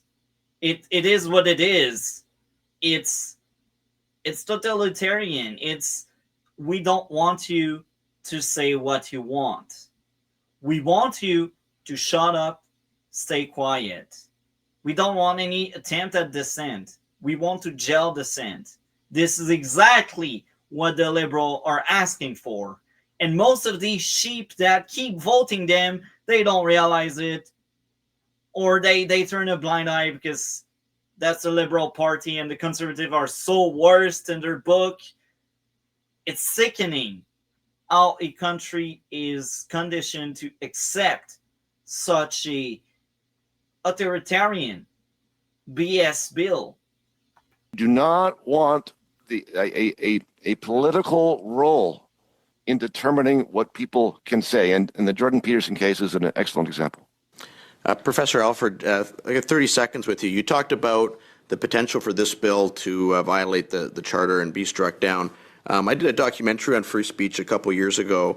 There was a 5-4 decision that almost basically fined a comedian for telling a joke. How confident are you in the current makeup of Canada's Supreme Court to uphold free expression rights in Canada? So the Ward decision that you alluded to would have completely changed the framework for the evaluation of reasonable limitations on freedom of speech. It was extremely troubling to see that it was considered a close question by a number of the justices. So I would really have strong fears that were this to come to the Supreme Court of Canada, that they would reevaluate that framework with the idea of balancing freedom of speech against some other compelling objective that would really be fundamentally dangerous to the democratic accountability and legitimacy of the government, and indeed our constitutional state. There's no better way to put it. A country that's supposed to be free, but the government is trying to limit its people at every step. If Bill C-9 passes, they better build more jails and hire more police officers, because I can only imagine a lot of people going to prison over stupid things. And also considering the fact that everybody's offended over everything now. And if you've made it to this point in the video, I would just like to point out that all live streams going forward will be happening on the Windy Talks archive. So if you are interested, check out that channel as well. Okay, well, what did you think of the exchange we had? I mean, the problem is your government has to explain it. You're having to explain your side. The issue itself is, again, if you do not have an idea of a crime and punishment system, at worst, let's assume they pass a 3-strike law. It doesn't automatically imply 3 serious, you'll just start incarcerating. I mean, if the downside of America is as we over-prosecute, I mean, there's a whole story to that. Like, it can probably be, like, 3 strikes is still in the idea in the U.S., but it's largely taken out. But, like, if you commit, like, 3 violent crimes, you're likely going to be jailed longer. Like, if it's consecutive and proven you're a terrible human being, like, because usually the idea is violent people don't get better. That's part of the reason. So the problem is, I highly doubt your system has mass jailing or a mass legal system. I mean, therefore, an area that turns violent, you have to have a way. You might sentence more people to probation. It means your courts are overworked. Because, hell, there's parts in the U.S., let's assume someone's convicted of a violent crime, drug use, or theft. They can't get jobs. Yeah. So the idea is, oh, you're convicted of a drug crime, I can deny you an apartment. Stuff like that. We have some kind of trap here. Like, if you're convicted of, let's assume, an assault or something, a felony, and there's likelihood they don't have to hire you. So, take it for what it's worth. It's basically, oh, we can restrict you from owning a gun because you're a felon, which does work for a period till you can get off. Yeah. Well, you get the idea. So let's cover the final one. I know it's a quite long video. We will only cover the start of it, because only the start of it is about C9. The rest is kind of interesting nonetheless. Maybe we will get back to the rest, because that could be interesting discussion. But hello and welcome to episode 106 of Not Reserving Judgment, a podcast about the latest intrigues, triumphs, and outrages in Canadian constitutional law. I'm Josh DeHaas, counsel with the Canadian Constitution Foundation. I'm Christine Van Geyn, the CCF's litigation director. And I'm Joanna Barron, the CCF's executive director. And in today's episode, I'll tell you about a shocking letter that residents of Richmond, BC received after that huge court decision that found Aboriginal title to their properties. And I'll tell you what's going on with the Mark Carney government's proposed tough on crime legislation. And we'll share our bad legal takes of the week, where we take a lighthearted look at some legal opinions that didn't quite land. But first, I'm going to talk to you about Bill C-9, which is the proposed new hate speech law that Christine talked about last month when it first landed. And I'm going to try and answer a question that I keep getting asked, which is, would C9 really mean that you can be arrested for posting offensive online memes? And the short answer, disturbingly, is yes, it could. So the reason I'm talking about this is because of a viral exchange that people keep sending me between Conservative MP Andrew Lawton and Attorney General Sean Fraser that took place in a parliamentary committee that's studying C9. And you'll recall from Christine's excellent summary that this is the new federal bill that would make it a crime to promote hatred using terrorist or Nazi symbols, would create a new statutory definition of hatred that's lower than the one currently in the case law, would remove the requirement for Attorney General consent for hate speech charges, and would create new crimes of intimidation and obstruction outside of sensitive places like churches and schools. So in committee, Lawton asks Fraser, C9 makes reference to public spaces. Does that include the internet? After a long pause, Minister Fraser responds, generally speaking, the law will apply equally online as in real communities, but just in the limited circumstances where there is willful promotion of hatred. So could this include online memes? And the answer is clearly yes. So here's why. Canada has long had hate speech laws, Section 319 of the Criminal Code, which forbids public incitement of hatred and willful promotion of hatred. And there's also Section 318, which is against advocating genocide. So again, I think that part, advocating for something really bad, I think it feels justified. Despite my belief, it should be absolute. Now, I was thinking about that as I was making sure everything was dry in my dryer. Well, how many people did we hear about that Bill C9? We heard about at least 6 people, but I'd say it's closer to 10 than 6. But let's say it's 6 persons that are very different and with different background that ring the alarm and that say it's a dangerous bill, it's a dangerous C9 is a threat to. But you already have regulation by industry of games and things. The problem is it criminal or actually violent? There's your problem, not dissent. Again, freedom to protest should be a thing. Freedom to cause violence or promote violence, you could probably beat someone over the head with. Yeah. But to get back to what I said, we've covered at least 6 different persons that said C9 is bad. So this is not a conspiracy. This is not me saying, oh, it's crazy dangerous. It's everyone that say it's dangerous. It's a fact. If everyone comes with the same conclusion, therefore maybe that conclusion makes sense. We got at least 4 different MPs that are members of parliament that step forward and address their concern about that law. So these people are in the center of the action and the attention. Now, lots of people say, oh, but these are the opposition. Of course, they do their job. It's to oppose when something can be harmful. If they didn't see the threat in it, they wouldn't be opposing it. Because if you oppose something without valid reason, without really seeing the danger in it, you lose political credit point. By opposing things like C9, you actually show the voters, look, I am here to make sure things don't go out of control. I am here. I am your safeguard against these laws. This is why we need a strong opposition. So again, if everyone say Bill C9 is a threat to freedom of expression, maybe it's one. Food for thought. Just think about it. And again, we got different panelists. The one from the federation right now that are speaking about it.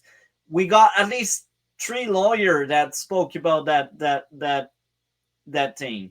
So let's keep playing. C9, bad news. Hopefully it will be destroyed.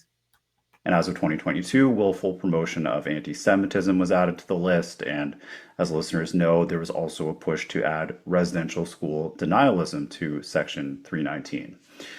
So as a free speech advocate, it won't surprise you that I don't support any of these laws. Mere speech should never be criminalized, whether it's online or in person, because that means the government gets to decide what you say, and it defeats the whole purpose of freedom of speech. Only where speech takes, harmful physical form or poses a real threat of imminent violence, for example, saying, let's go to that place and burn down that person's house, is where the state can and should step in. So I don't think we should have these kinds of laws. But the saving grace for 319 historically was how it's been used, which is quite rarely. And that's for 3 different reasons. So one of the reasons it's not used a lot is because police need to get consent from a provincial attorney general before laying the charges, which attorneys general are reluctant to do because it's politically controversial to arrest people for their words, as it should be. Also, second, the Supreme Court appeared to set a relatively high bar for what counts as hatred. This comes from the 1990 case Keegstra and Claire. I'd say it's fine. This is the way it should be in a free country. Because the higher the bar, that means the worse it is when you really charge someone. That means it means something. You don't randomly charge someone because he calls someone stupid. If that kind of stuff happens, I'm sorry, but you enter a circus. It's a clown show if saying someone is stupid is valid for prison time. It's just a clown show. People are so offended so easily. It's ridiculous. So let's play more of that. Verified in the 2014 decision Watcott, where the court has said that hatred is limited to those extreme manifestations of the emotion described by the words detestation and vilification.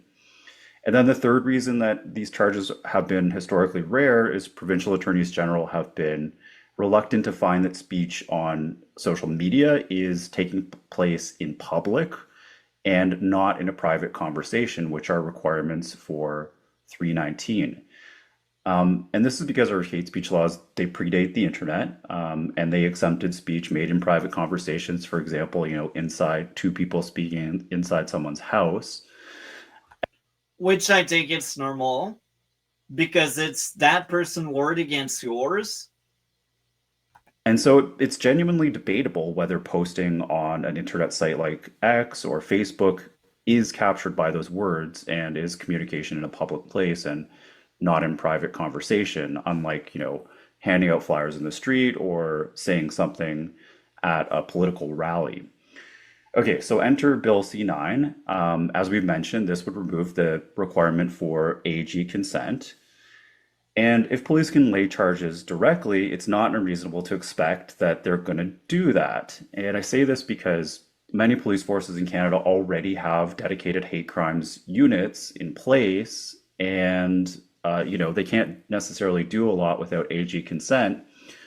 If the bill passes, they would be able to, and they're going to face huge pressure from groups like B'nai B'rith and the National Council of Canadian Muslims and Canadian Anti-Hate Network to lay more hate speech charges. We can also look at Britain, where there are similar hate speech charges in place that more obviously apply to online speech, and they get used all the time. So, for example, last summer, there were false rumors spreading that the man who had stabbed 13 girls in Southport, England, was a migrant. He wasn't, but many people thought he was. And many people ended up jailed simply for their social media posts about it. For example, there's a man named Lee Dunn who went to jail for 8 weeks for sharing racially aggravated anti-immigration. This is clown show, folks.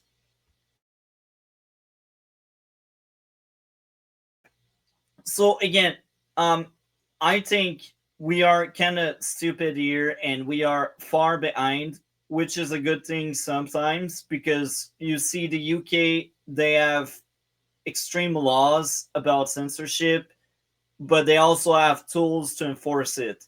Now, lucky us, or unlucky us, depending how you frame it, I think we are behind in terms of technology. So maybe, just maybe, if we really have C9, we won't have as many arrests as the UK have, because we don't have the same kind of tech, the same kind of tools to fight hate and that kind of stuff.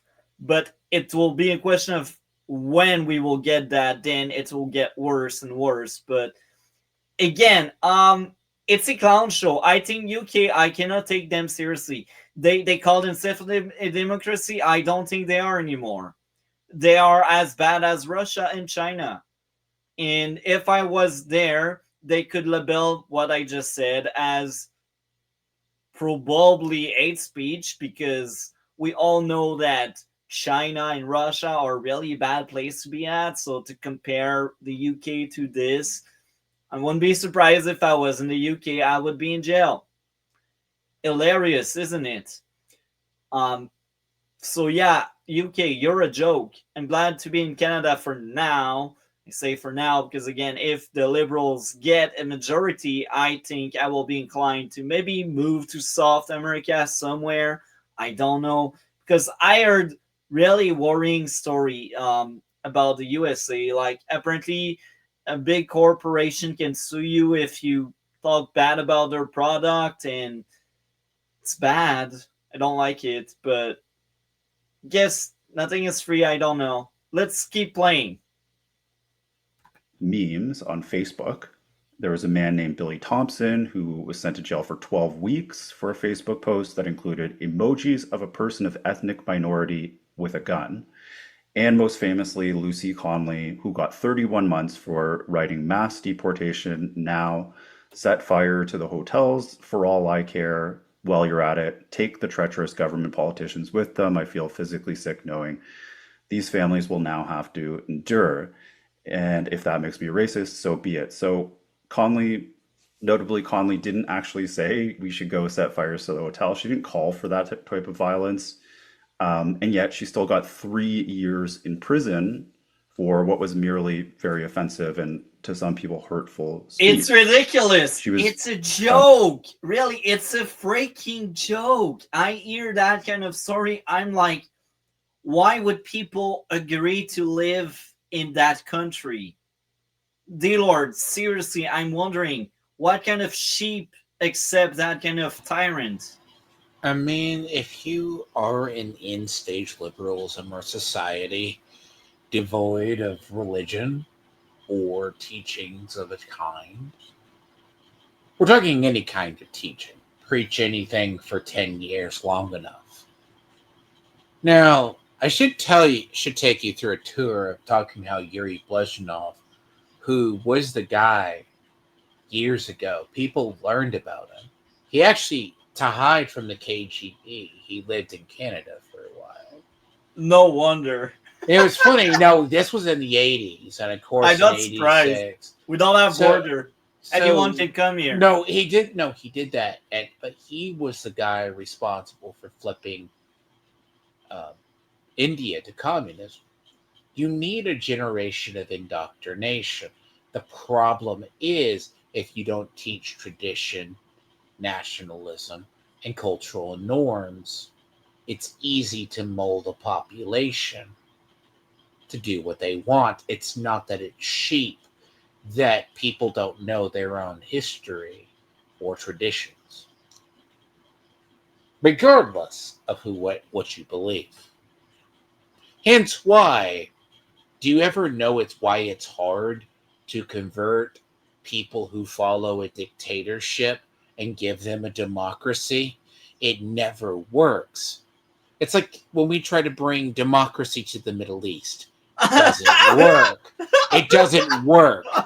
They always devolve into strongmen. Strongmen always form because that's what the government, those people know.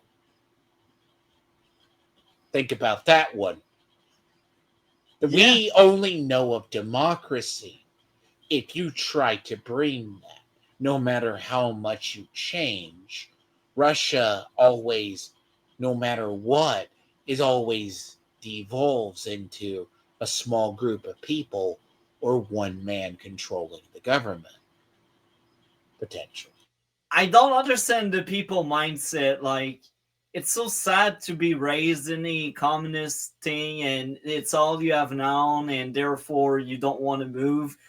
It's just so sad. I don't want that for my kids. I will not have that for my kids. Again, if we turn into like the UK, hopefully my girlfriend will follow me and we will move elsewhere. But like, I don't want to raise kids under a communist country. It sounds so terrible and painful to have that cage around you. Even if you're free, you're not really free, because it's a matter of time when the establishment is tired with what you say or what you are and what you represent, that eventually they will just get rid of you. It's so awful. It's disgusting. Imprisoned under the Public Order Act, which forbids threatening, abusive, or insulting words, or displaying any written material which is threatening, abusive, or insulting, and that is likely to stir up racial hatred. Bottom line, these charges are not rare in the UK. So the Times reports that police made 12,000 arrests in 2023, which was up 58% from 2019, under just 2 of Britain's hate speech laws. So, 1,000 plus per month and going up all the time. And so if we remove AG consent, that could lead to more charges for online speech here in Canada. So the second thing C9 does that would lead to potentially to charges for your online memes is that it would create this statutory definition of hatred that is lower than what the Supreme Court has ordered in those cases I mentioned. And I will repeat it, because I think it's worth mentioning. I said it almost 20 minutes ago, but I think the current threshold, they are good enough, I think. If I was in charge, they would be higher and even worse. We wouldn't be able to charge someone for something they said, except if it's really defamation. I think that's the only thing that I really think about it. If you defame someone, if you say that that person is that or this and it's not true, then we have an issue. But again, speech should be absolute.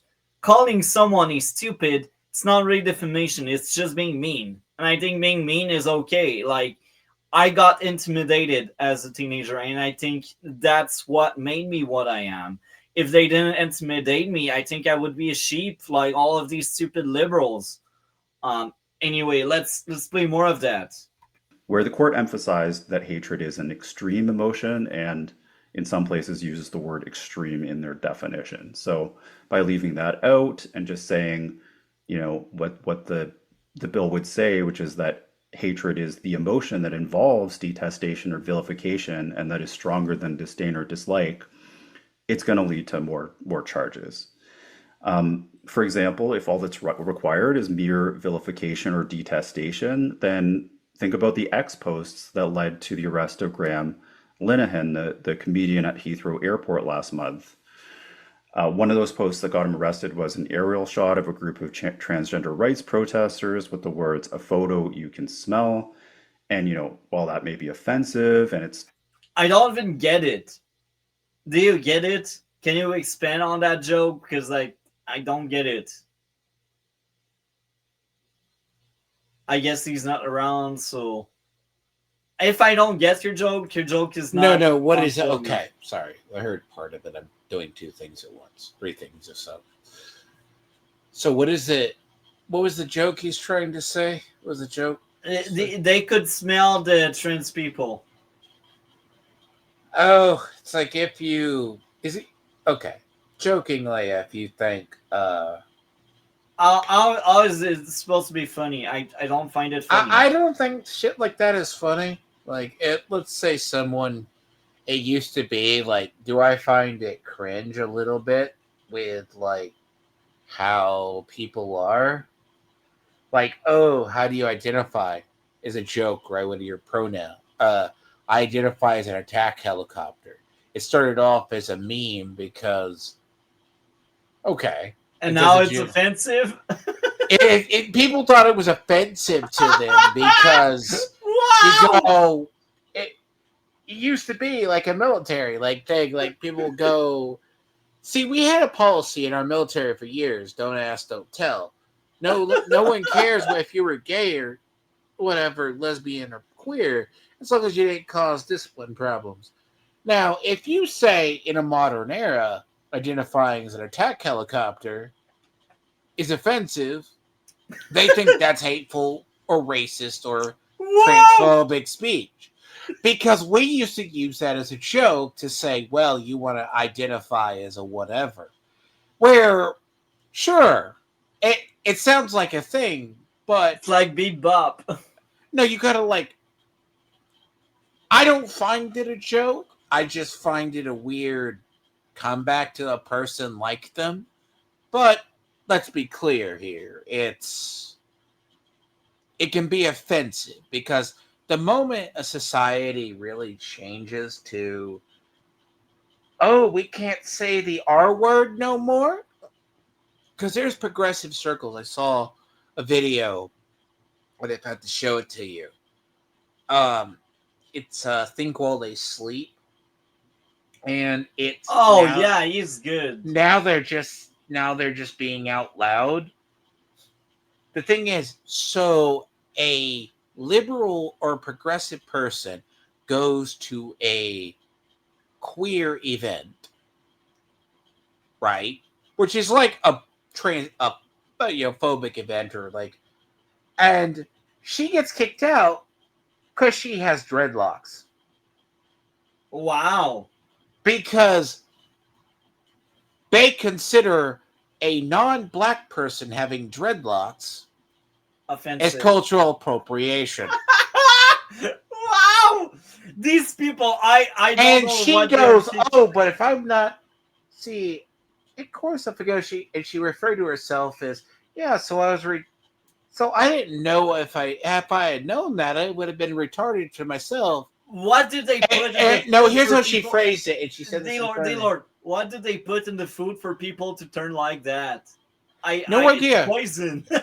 No, so you have this idea, and these other two people, and she goes, "How's having dreads?" And she's like native, like half Native or American or something, and it's like, and she goes, "Yeah, so I would be retarded, and I camped for 2 days waiting to come to this band thing, this event." And they go, oh, you can't use the R word. The R word is ableist. And this is all on something she recorded. And you're like, wow. How did we get here? No idea. You again, it's in the Think While You Sleep video recently he did as about 3 days ago. And it's literally, you're not far enough. They call a weird person living an alt lifestyle that wants to look like a drug addict with dreadlocks, which I'm fine if you don't want to wash your hair. That's you. But that's cultural appropriation. And then they didn't really have a comeback. He goes, but I'm like half Native, right? So if I have braids, well, that might be considered cultural appropriation, but I'm half Native. That's hilarious. People. That's like what you're talking about, the extreme of the word police and thought police.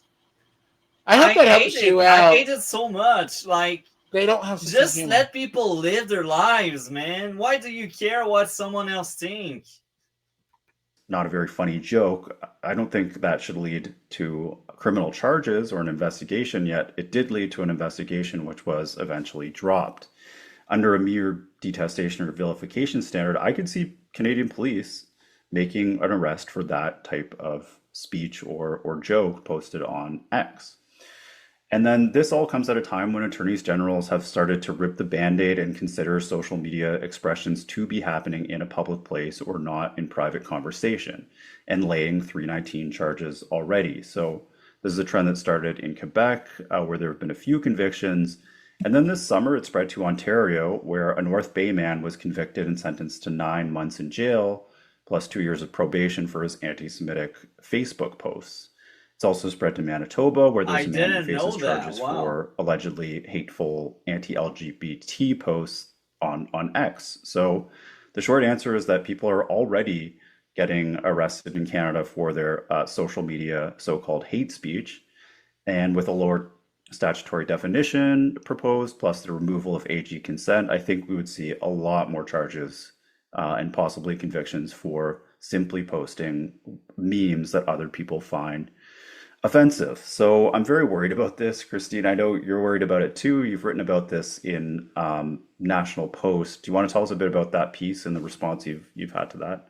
Yeah, so I wrote a kind of sort of funny news hook from the National Post, which is that this is sort of all about Mark Carney's fetishization of the UK. We all know that he loves the UK. He kind of famously has this insistence on British spelling, which I'll actually comment on in my news segment as well.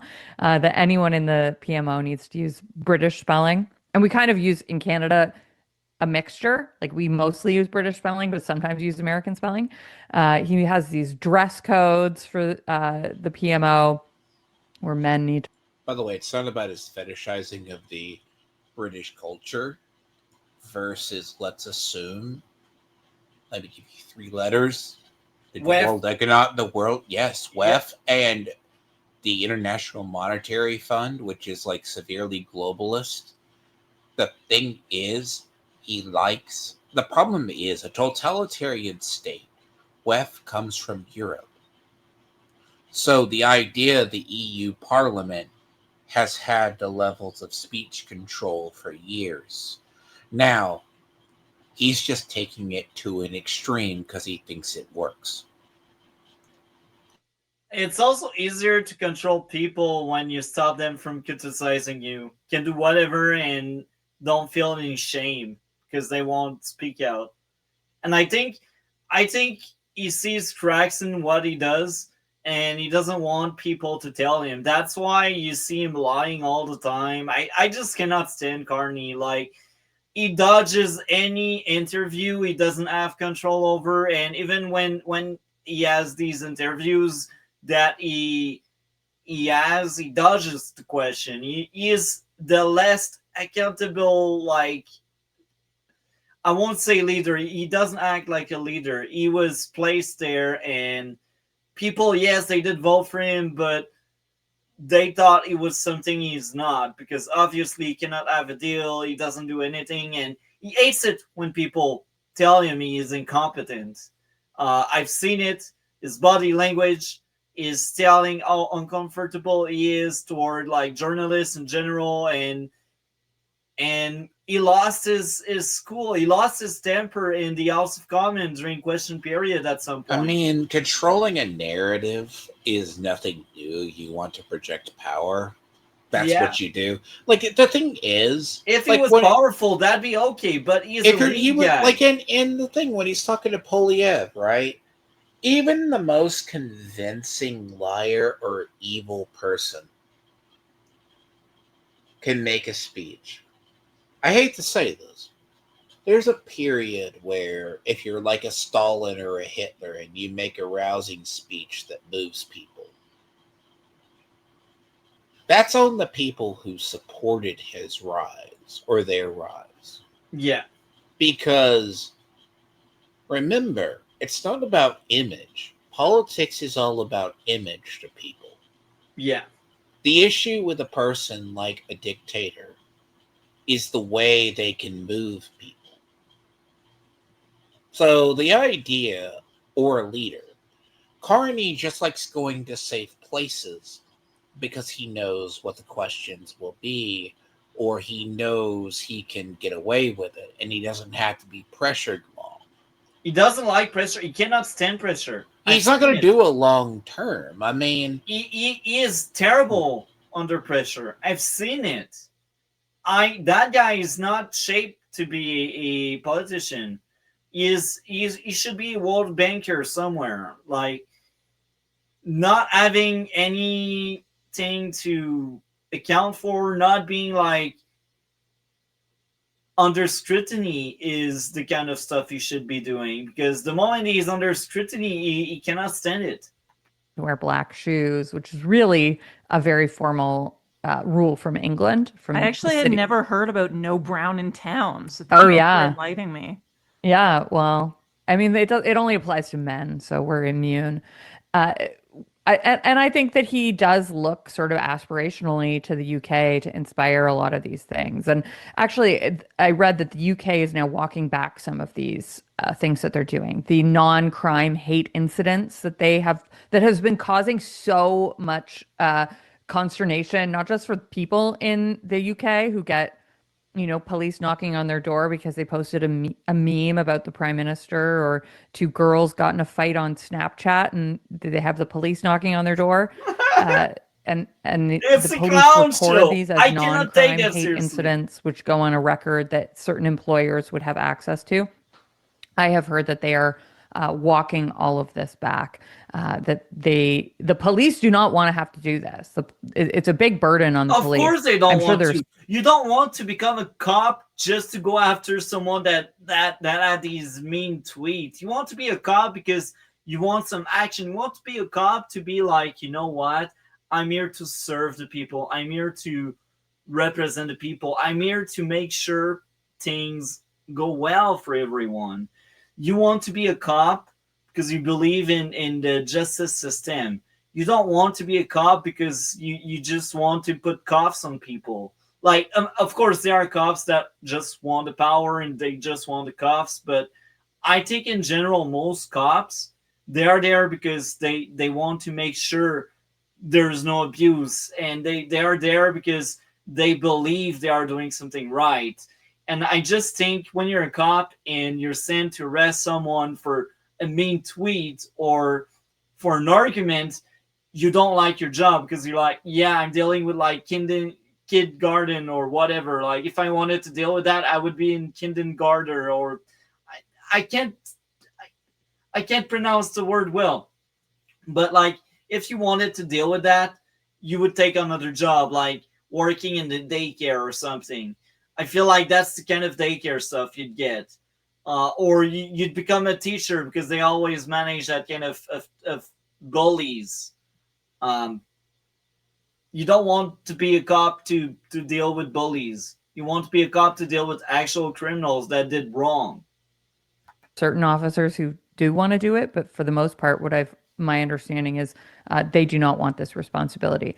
So, Christine, they're not going to record anymore, but they might still show up, and the laws are all still in place. So is that it's what's progress. happening? Yeah, So I just read a headline. So it won't be recorded anymore, and that non-hate crime incident thing takes it to a whole new level. But yeah, the laws are all still there, but it is definitely progress. They should just stop doing this entirely. I just don't understand the mentality that if someone posts something mean online, you're going to call the police. It's offended Karen in her basement that ate the right. And she is on the left, she's proud, and she thinks she's in the right side of history. And she's like, the left are the progressive, the left are amazing. And I'm offended by that right-wing crazy. That's all they feel. Completely insane to me, and completely inconsistent with a liberal democracy. I agree. I cannot say better things than what she just said. She is amazing. She is smart. I agree with her. It gives me really bad kind of Stasi vibes, where the police keep this list of what everyone thinks that could be used against them in the future, that has really, really been abused by totalitarian regimes in the past. I just don't understand why England wanted to embrace an approach like that. The West. And I don't know what it is that makes Carney look at that longingly.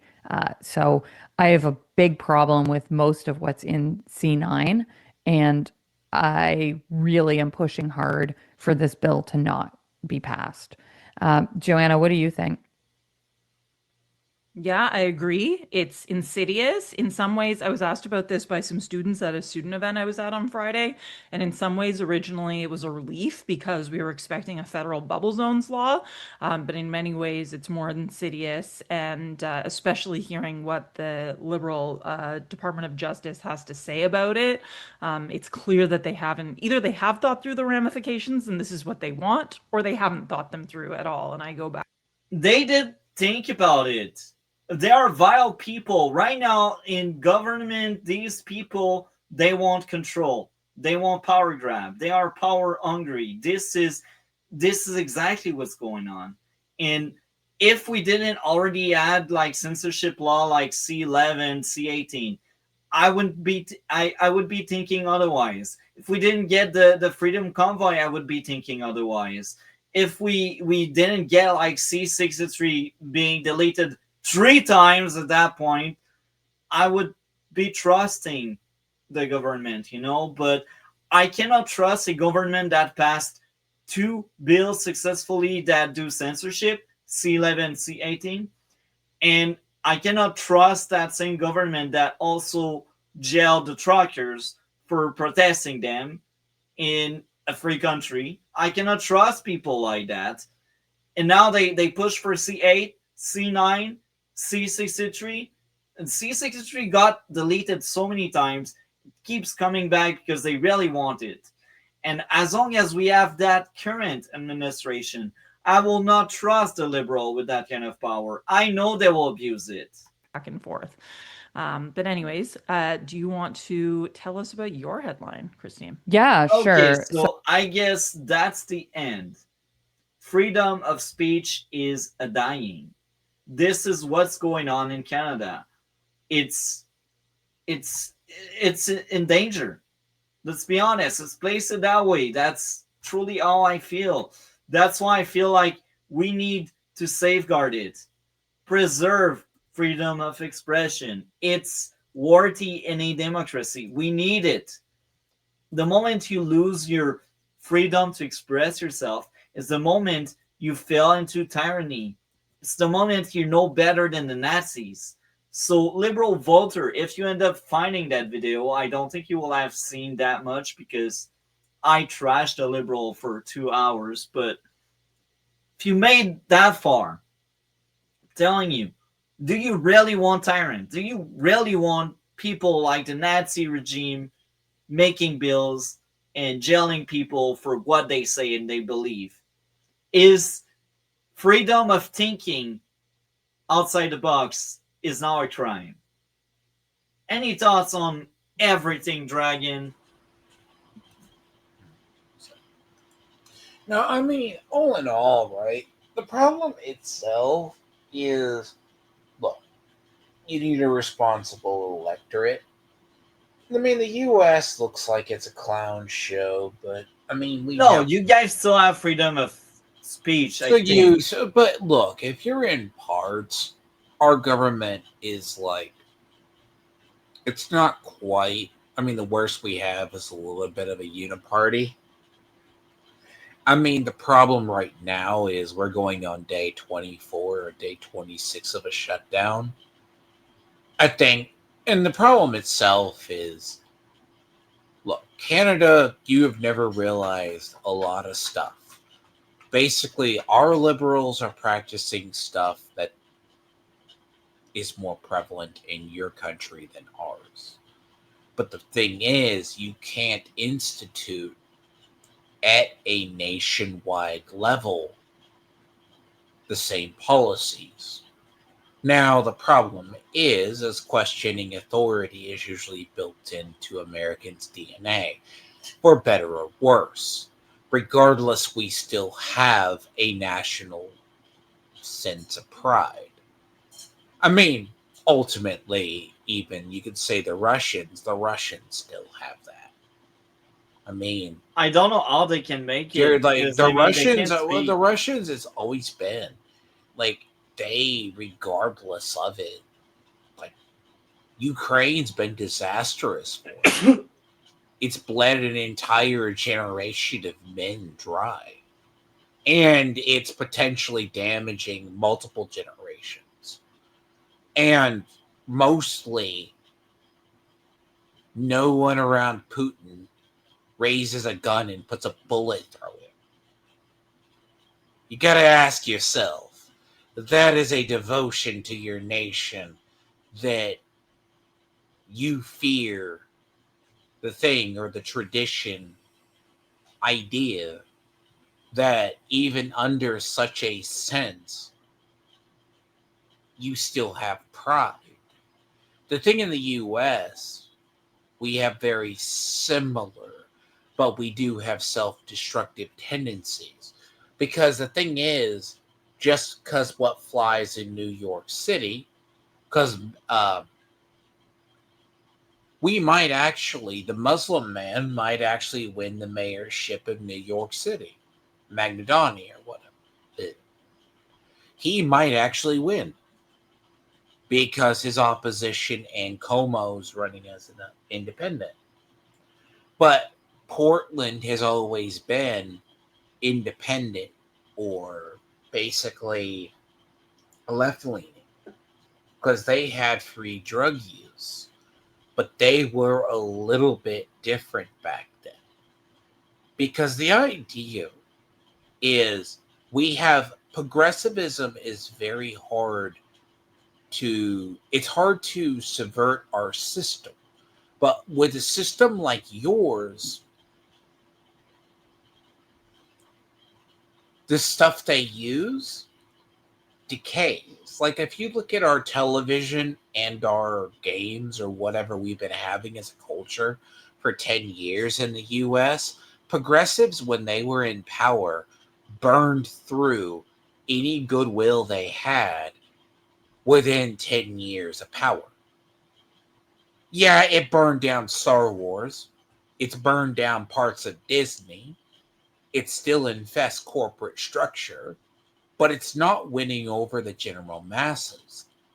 Here it does. I think that's the biggest issue. This difference is progressives can do all the activism they want. They're 10 to 15% of the population. They both use conservative and liberals for their own means, which is the trick of, it's like a parasitic organism. But Canada doesn't realize that. You've only had left and far left to vote for.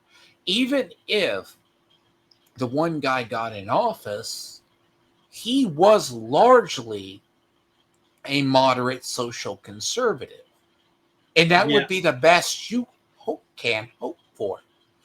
But when you only have left and left to vote for, left and far left to vote for, it's not that liberalism is bad. You need a balance. Your Overton window is borderline screwed. You also have a population that doesn't question. But you also have... I think COVID really ruined everything. But there's an argument that could be said. COVID destroyed a lot of people. Like, it ruined generations. So I guess this marks the end. What do you have going on your end of the internet? I have mine, and I stream games, and then I have something on the Smash JT drama and the call-in on video games. I'll do that next week, hopefully. I have to see how it goes. And other than that, I do have things. Gray might get back with me at some point to do something. But we'll find out when he's not doing stuff. I am actually going to be covering Spartacus series. Fallout's going to be way later in the year. There's a couple of TV shows I want to cover. I should have you cover Black Flag, but you might actually like that. When does it come out? It's already been out for years. Oh my. So if it's not new, I maybe eventually, but I have a huge watch list. You already have a huge watch list. I mean, we're in a dead period. Like, I want to go over it, but I mean, I would subject you to Spartacus series, but I don't think that's going to be good. I mean, you got Fallout in December. Yeah, this I'm excited about that. I mean, I okay, think that might be one of the few shows I will keep track of. I mean, let's be honest here. Fallout, the posters are misleading, but I'm gonna be honest. The posters, they've released 4 different posters. They have Maximus around the Brotherhood. They have Lucy in middle of what looks like Caesar's Legion. Then they have like the ghoul in like what's left of the God, what's the Elvis impersonators from New Vegas? I'm blanking their name. But there's a potential that there's, I mean, I'm not expecting lore accuracy. But, you know, I would say if you want, we can go over that. I'm going to go over that. I'm watching Fallout. You see, I like season 1 a lot. I'm excited about season 2. That's why I say it's good. I don't care. Look, Fallout doesn't have to be lore accurate. It just needs to be. Okay, let me say this. You need to know the idea of Fallout. Now, do I agree with the premise that Vault-Tec started the war? See, the problem with New Vegas, it's going to tip a lot of the people. The cult of New Vegas has a firm belief that Bethesda's bad.